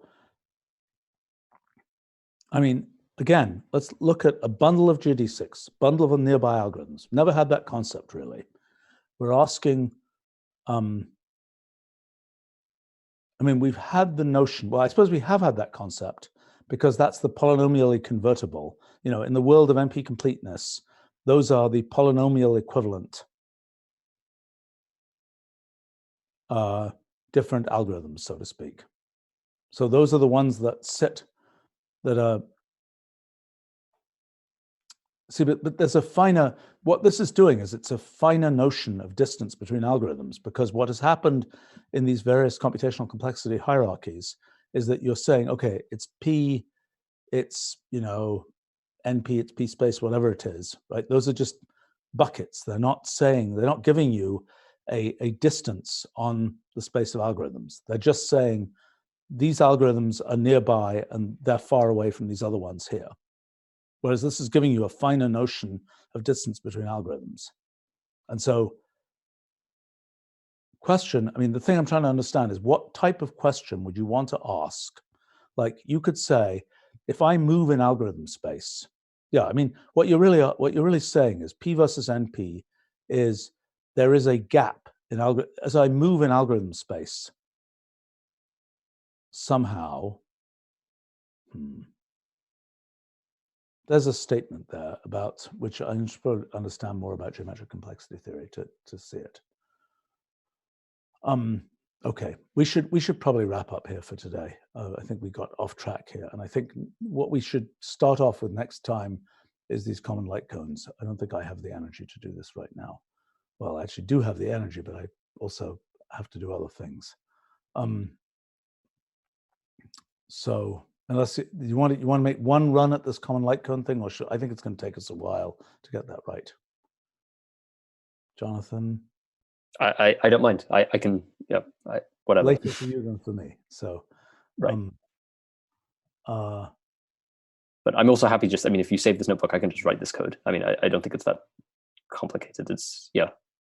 All right, It's well, you can write this complementary code and then outcome. we'll come back. Then we can come back another day and continue this. I mean, I think we made good progress here. I think we've got a reasonable way to formulate this whole question about, event horizons and black holes. I think it's really cool. I think we've surfaced a few questions that, deserve further discussion. And yeah, so, all right. And I think tomorrow, let's see. Oh my gosh, we went so long compared to how long we were supposed to go here. Oh well, tomorrow we're supposed to talk about Bell's inequalities and things.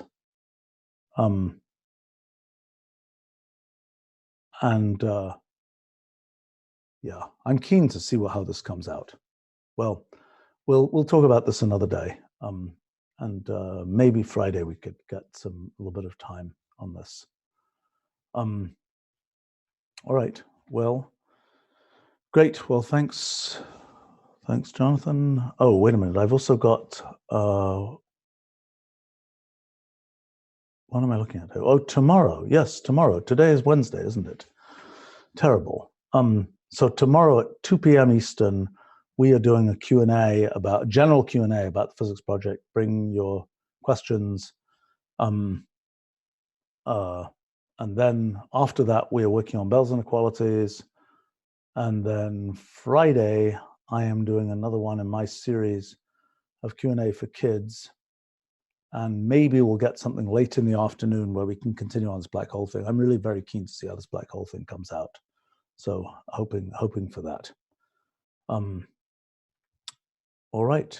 Well, thanks a lot, everybody. And see you another time.